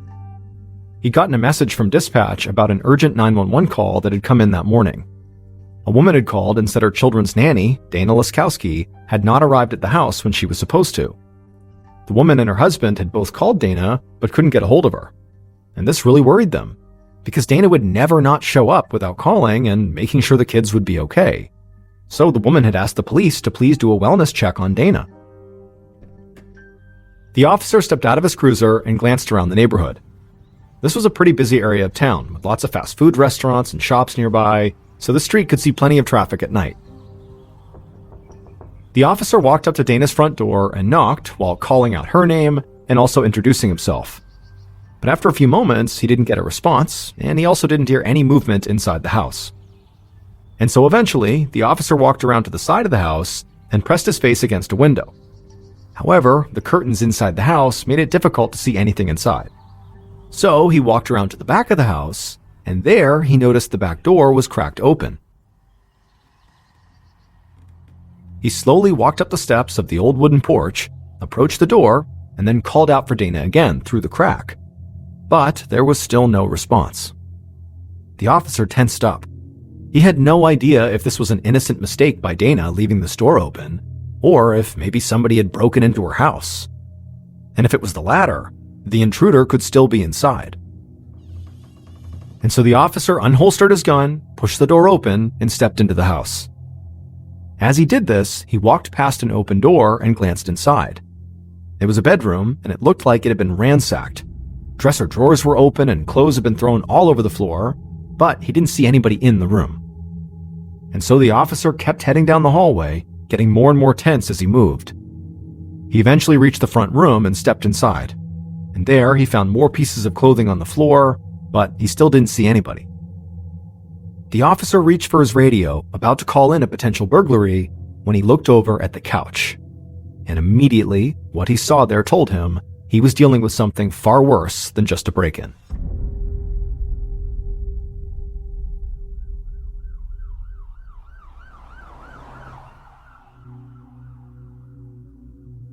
A little later that morning, veteran homicide detective Scott Bramhall of the Puyallup Police Department arrived at Dana's house. He saw a patrol officer standing out front, waiting for him. Bramhall could tell this officer was shaken up by what he'd found inside. Detective Bramhall talked to the officer and got as much information as he could, then he put on his gloves and stepped inside. Bramhall walked into the front room of the house and immediately saw what had upset the patrol officer. The dead body of a woman lay on the couch, with a blanket partially covering her legs, almost like she'd been keeping her feet warm. The patrol officer had found a photo ID during his search, and he had positively identified the woman as Dana Laskowski, the woman he had come to do the wellness check on. Detective Bramhall approached Dana's body and crouched down beside it. Right away, he saw specks of blood on her cheeks and mouth, as well as blood on the carpet by the couch. He also saw deep, dark bruises and ligature marks on Dana's throat. Bramhall looked around the room and saw a scarf on the floor not far from the couch. And his first thought was Dana had most likely been strangled to death, and that scarf could very well be the murder weapon. But the position Dana was lying in was by far the most shocking thing about this crime scene. Dana's head rested on one of her arms, but her other arm was bent at a strange angle behind her back, and her waist was twisted in an awkward position like her body was contorted. The result of all this was that even in death, Dana appeared like she was actively in some kind of physical struggle. Just then, the detective heard voices and footsteps behind him. He stood up and turned to see more police officers and a small group of forensic technicians walking into the room. Bramhall waved one of the forensic techs over, and the two of them began examining Dana's body together. The tech agreed that Dana had most likely been strangled to death, and the severity of the wounds on her throat indicated that whoever had killed her was pretty strong. Also, Detective Bramhall knew that in a lot of cases of strangulation, the victim fights back really aggressively, thrashing and fighting as much as they can, giving further credibility to the idea that Dana's killer really did have to be big and strong to be able to overpower her. After a few moments, Bramhall left the forensic tech and searched the rest of the house with a few other officers. He told a member of his team to get started on a background check for Dana, while other officers went out to speak with Dana's neighbors to see if any of them had seen or heard something strange that morning or the night before. As the detective made his way through Dana's house, it was clear the place had been ransacked. However, he noticed that some pretty obviously expensive items like a computer and other electronics had been left untouched. This could mean a couple of different things. Either someone had robbed Dana's house looking for something specific, like jewelry, or this entire scene had been staged to look like a robbery. Another thing that stood out to Bramhall was that even though Dana's body and the blood indicated a struggle, there was no sign of forced entry. The back door had been open and unlocked when the patrol officer had first arrived on the scene, and the front door had been locked and showed no signs of a break-in. So Bramhall wondered if Dana had let her killer inside, or if they had unlocked the back door with their own key. As Bramhall was searching the house, one of his team members came up to him. This officer told him that he'd only just started looking into Dana's background, but already he'd found something important. She and her husband Stan were recently separated, and Stan was not answering his phone.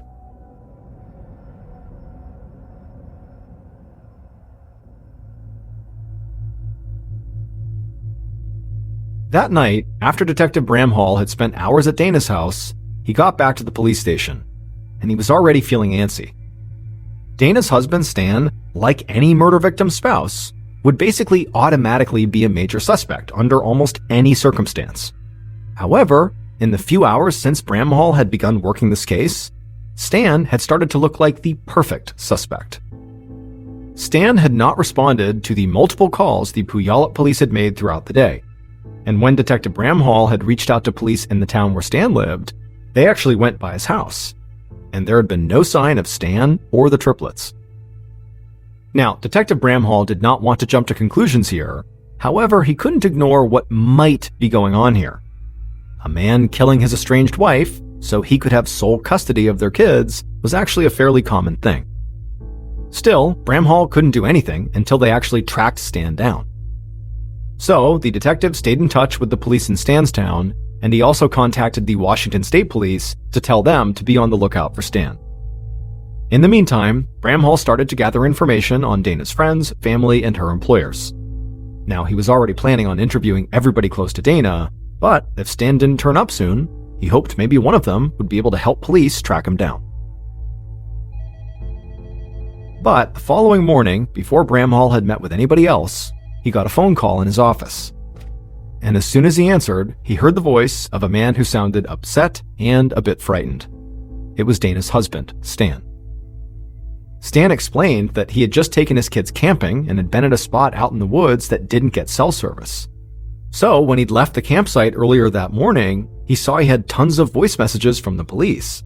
And when he had called the cops back, he learned that his estranged wife had been murdered. And then after that, the police had connected him to Detective Bramhall. There was no question in Bramhall's mind that Stan was a major suspect. However, if Stan was innocent, Bramhall could not imagine a worse way to have gotten such horrific news. Bramhall told Stan they needed to talk right now in person, and so Bramhall said he would just drive over to Stan's house right now. Stan said okay, and so Detective Bramhall hung up and then told members of his team to begin looking into Dana's friends and family. Then Bramhall got in touch with the local police where Stan lived to say he was going there to interview him, and then he headed out. The 5-hour drive led Bramhall through the woods and hills of the Pacific Northwest, and as he drove, it hit Bramhall just how slow-going this trip really was. He wondered if Stan had gotten angry about having to make this drive just to see his kids. Maybe he'd gone to Dana's house and confronted her about it. If they'd gotten into a fight, Stan could have flown into a rage and killed her. Now, this was just a theory, but when Bramhall finally got to Stan's house along with a local officer and they met Stan at the front door, Bramhall's theory didn't seem too far-fetched. Because Stan was a big guy. He could have easily overpowered Dana. But more importantly, Bramhall noticed right away that Stan had scrape marks on both of his legs, a sign that perhaps he had a recent physical altercation with someone. Stan led Bramhall and the other officer into his house, and they all sat down together in the kitchen. Bramhall didn't waste any time. He asked Stan flat out if he and Dana had been arguing about their separation, and if that tension had led to any physical altercations. Stan immediately shook his head and said no. He didn't deny that he and Dana argued, and that being separated and trying to co-parent triplets could be stressful, but he said he and Dana had worked hard to help each other and to support each other, and to make their kids' lives as normal as possible. Bramhall immediately changed the subject, and asked Stan how he'd gotten those scrapes on his legs. Stan looked a little surprised by the question, but he said he'd gotten them while playing baseball. Bramhall jotted it down in his notebook, having no sense of whether or not he was actually getting the truth. Finally, Bramhall asked Stan if he'd be willing to submit a DNA sample. And at that, Stan's whole demeanor changed. He'd been cooperative the entire time, but now, he said there was no way he was going to provide DNA. He still didn't really know what was going on here, and he hadn't even talked to a lawyer. Bramhall knew he couldn't force Stan to give them a DNA sample, not yet at least. He also knew a lot of people, even innocent people, didn't like the idea of providing their DNA. So Bramhall stood up, said he'd check into Stan's camping trip alibi, and that he'd be in touch. Hours later, Bramhall made it back to the station, and he felt like nothing had really changed regarding Stan. Stan was still a major suspect, and since he hadn't provided a DNA sample, the police would just have to keep digging into his alibi and his background to see if they could find anything that directly connected him to the murder. However, within minutes of getting back to the police station, one of Bramhall's team members came into his office and told him he had a major new lead. Detective Bramhall was worn out from all that driving he'd just done, but he felt an instant rush when he heard this. He asked the officer what he'd found. The officer said he'd spoken to the couple who employed Dana as their nanny, and they said Dana had a stalker, a guy named William. And Dana had even said to her employers that if she ever turned up dead, William would be the one who had killed her.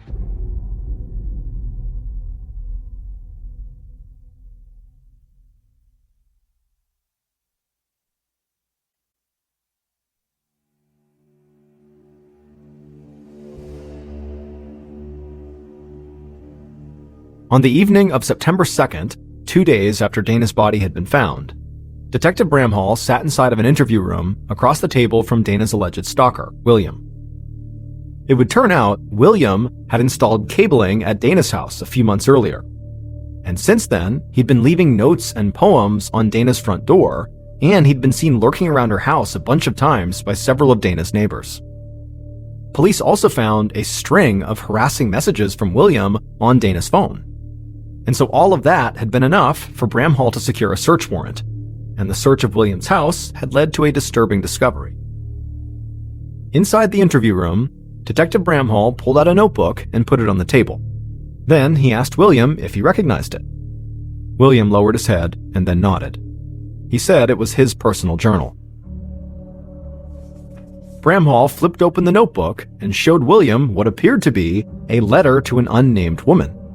And this letter was filled with all these violent things William wanted to do to her. Bramhall flipped to another page, which was another letter to this same unnamed woman, filled with even more anger and more threats of violence. And so Detective Bramhall said it looked to him like William had been obsessed with Dana, leaving her notes and poetry and spying on her at her house. And when Dana didn't reciprocate, he got angry and started fantasizing about hurting her and began writing about it in his journal. But as William heard this, he just shook his head and said, no, it's not like that at all. William said those letters were an exercise his therapist had told him to do, and they weren't even about Dana. He said he had written that stuff about a woman who'd broken his heart, but it was just to get out the anger and hurt that he felt. He would never actually do any of the stuff he had written. Bramhall sat there in silence for a minute, just looking at the man across the table. Like Dana's husband, William was easily big enough to have overpowered Dana. And even if William was telling the truth about the notebook, he clearly had some kind of unhealthy obsession with Dana. So Bramhall leaned in and told William there was a really easy way for him to clear his name and help the police figure out what happened to Dana. William could provide the police with his phone and a DNA sample. And William didn't hesitate. He said he would do whatever the police needed, anything that would show he did not hurt Dana. In the days following the interview with William, Detective Bramhall and his team met with more of Dana's friends and family. Bramhall had 2 solid suspects, Stan, the estranged husband, and William the stalker. But he still didn't have any clear evidence pointing to either of them. And most of the people he spoke to didn't provide much more information. But Bramhall eventually met with Dana's 17-year-old niece Amanda at her house, and she told him something that had the potential to turn his whole investigation on its head. Amanda told Bramhall that Dana was like a second mother to her and her best friend Emily. Dana let them come over whenever they wanted, and the house was like this great escape for them. Amanda said Dana even left her back door unlocked, just so they could come in whenever they wanted to. This was a huge piece of news for Bramhall. It now made sense how somebody could have gotten into Dana's house without actually having to break in. They just walked in the unlocked back door. But then Amanda said something else that seemed even bigger. She explained that she and Emily had become friends with a bunch of teenagers who called themselves the Park Rats. And Bramhall knew exactly who they were, and he knew some of them were bad news. More than a few Park Rats had ended up in jail for drugs and violent crimes. And so as soon as Bramhall heard this, he asked Amanda if any of the Park Rats knew that her aunt kept her back door unlocked. And Amanda nodded and said yes. She said she had actually brought a couple of the Park Rats to Dana's house to meet her, just because Amanda thought Dana was so good at taking care of people who didn't really have anybody else. And most of the Park Rats had very difficult home lives. Detective Bramhall left Amanda's house and laid out his next steps. So far, his case had seemed like a pretty straightforward case. Estranged husbands and stalkers were common suspects. But now, he and his team were going to have to track down and interrogate a local gang of teenagers. Finding the Park Rats didn't prove to be too difficult for Detective Bramhall. A few trips to the public park where they hung out and meeting with a couple members of the group who were now in jail was really all it took. But getting the Park Rats to actually give him useful information turned out to be a lot harder. Most of them said they knew about Dana's murder, but all of them denied having anything to do with it. And since Bramhall didn't have any evidence connecting these teenagers to the scene, he couldn't just arrest them and try to force them to talk.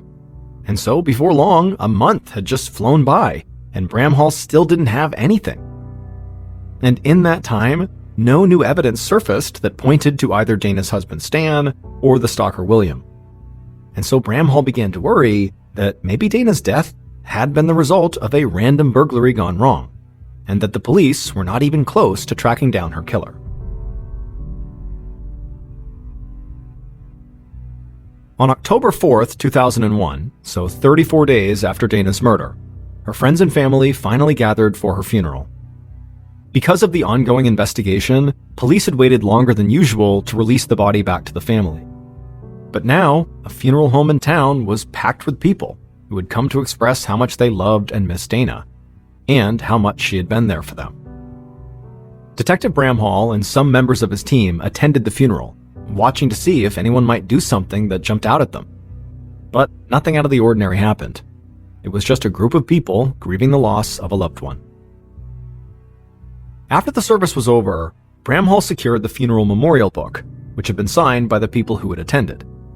Bramhall hoped that he could find someone in this book that could maybe offer his investigation a new lead. So Bramhall and his team brought the book back to the station and they went through it, and as they did, they saw some people, in addition to signing it, also left written notes. And one of these written notes totally floored Bramhall. After reading the notes several times, Bramhall felt confident he had just found a massive clue. Bramhall and his team quickly met with the person who had written this note, and what that person said led police right back to the park rats.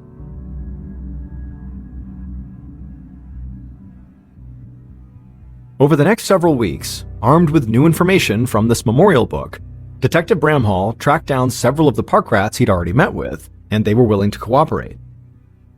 All of them still maintained they had nothing to do with Dana's murder, but they said there was somebody the police needed to talk to. It was someone they all knew, and who they called the Mutant. Bramhall thought the Mutant definitely sounded like a nickname a group of teenagers would come up with, like something out of a comic book. But the park rats said the Mutant was more like a name for a professional wrestler, because the Mutant was really strong and loved to wrestle. And like all professional wrestlers, the Mutant had a signature move: choking their opponent, twisting them at the waist, and bending their arm all the way behind their back. When Detective Bramhall heard about this signature wrestling move, immediately images of the bizarre position he'd found Dana's body in ran through his mind. And so, the detective and his team spent the next several days compiling background information, and then they brought the Mutant in for an interview. And by the end of that interview, Detective Bramhall knew who had killed Dana Laskowski.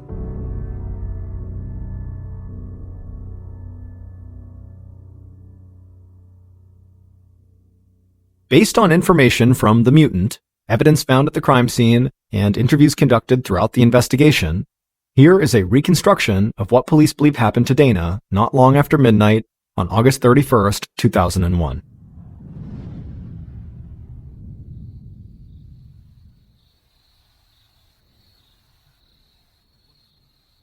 That night, the killer and their partner moved quietly through the darkness towards the back door of Dana's house. Once they got there, they opened it up, walked inside, and began walking down the hallway towards the front room. When they got there, they saw Dana standing by the couch, but before she could say anything, the killer demanded that Dana give them some money. Dana stayed calm and said she was sorry but didn't have any money, but the killer immediately snapped back and said Dana needed to hand over some cash right now. Dana repeated that she didn't have any money, and then she asked the killer and their partner to please just leave, but the killer wasn't having it. They walked over to Dana, they grabbed her and shouted that they wanted her money now. Dana tried to push the killer off, but the killer was too strong. Dana screamed, and this only set off the killer even more. They hit Dana in the face and then slammed her to the floor. Dana tried to get up off the floor, but the killer just leapt on top of her and rolled her over onto her stomach. Then the killer saw one of Dana's scarves laying on the arm of the couch, and they grabbed it. Then, before Dana could do anything, they wrapped that scarf around Dana's neck and began choking her. Dana kicked and flailed, but the killer fought off her attack, while the killer's partner just stood there, watching. The killer kept choking Dana with the scarf in one hand And then with their other hand, they grabbed Dana's arm and they yanked it violently backwards, twisting her around at the waist. Dana tried to scream louder, but now she was gasping for air. And slowly, Dana's eyes went wide and she stopped breathing. And she died right there on the floor. The killer let go of the scarf and Dana's arm, and they stood up. They stared down at Dana's body, and then over at their partner, who was still just standing there in a daze. Then the killer picked Dana up. The scarf fell to the floor as the killer laid Dana on the couch, still in her twisted position with her arm pinned behind her back. The killer then grabbed a folded-up blanket from the edge of the couch and covered Dana's feet and part of her legs with it, almost like they were tucking her in. But after the killer stepped away from the couch and kind of surveyed the scene, it was like they began to panic. They yelled at their partner that they needed to make this look like a robbery. The two of them quickly ran to Dana's bedroom and threw open all the drawers and littered the floor with clothing. They also carried some more clothes into the front room and dumped those on the floor as well. And then they ran out of the room, down the hall, and out the back door. The same back door that Dana had always left unlocked just for them, so they could always come to her house to escape their troubles at home. The people responsible for Dana's murder were Dana's own niece, Amanda, and Amanda's best friend, Emily Lauenborg, who all of the park rats knew as the Mutant.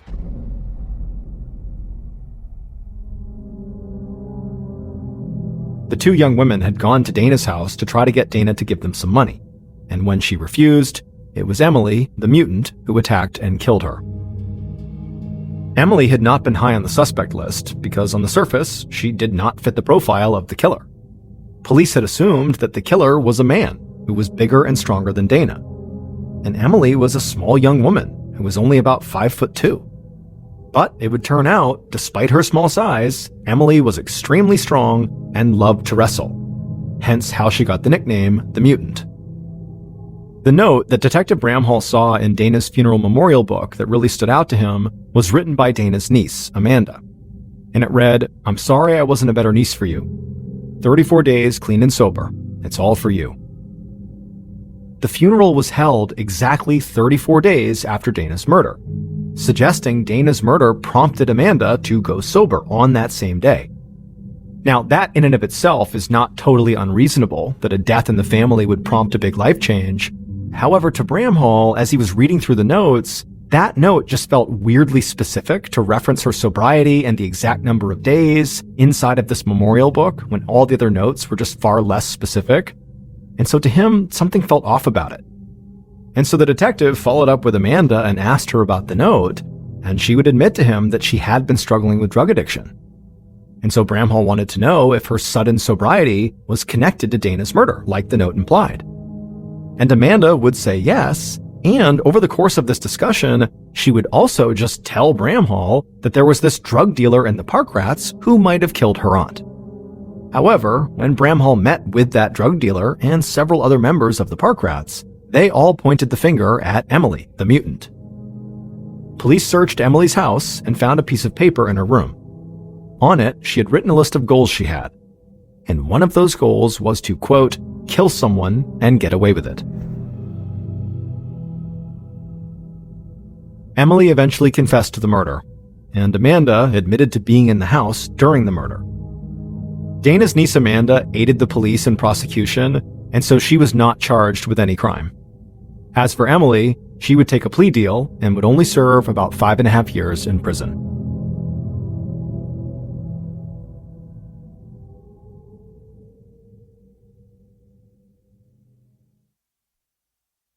A quick note about our stories. They are all based on true events, but we sometimes use pseudonyms to protect the people involved, and some details are fictionalized for dramatic purposes.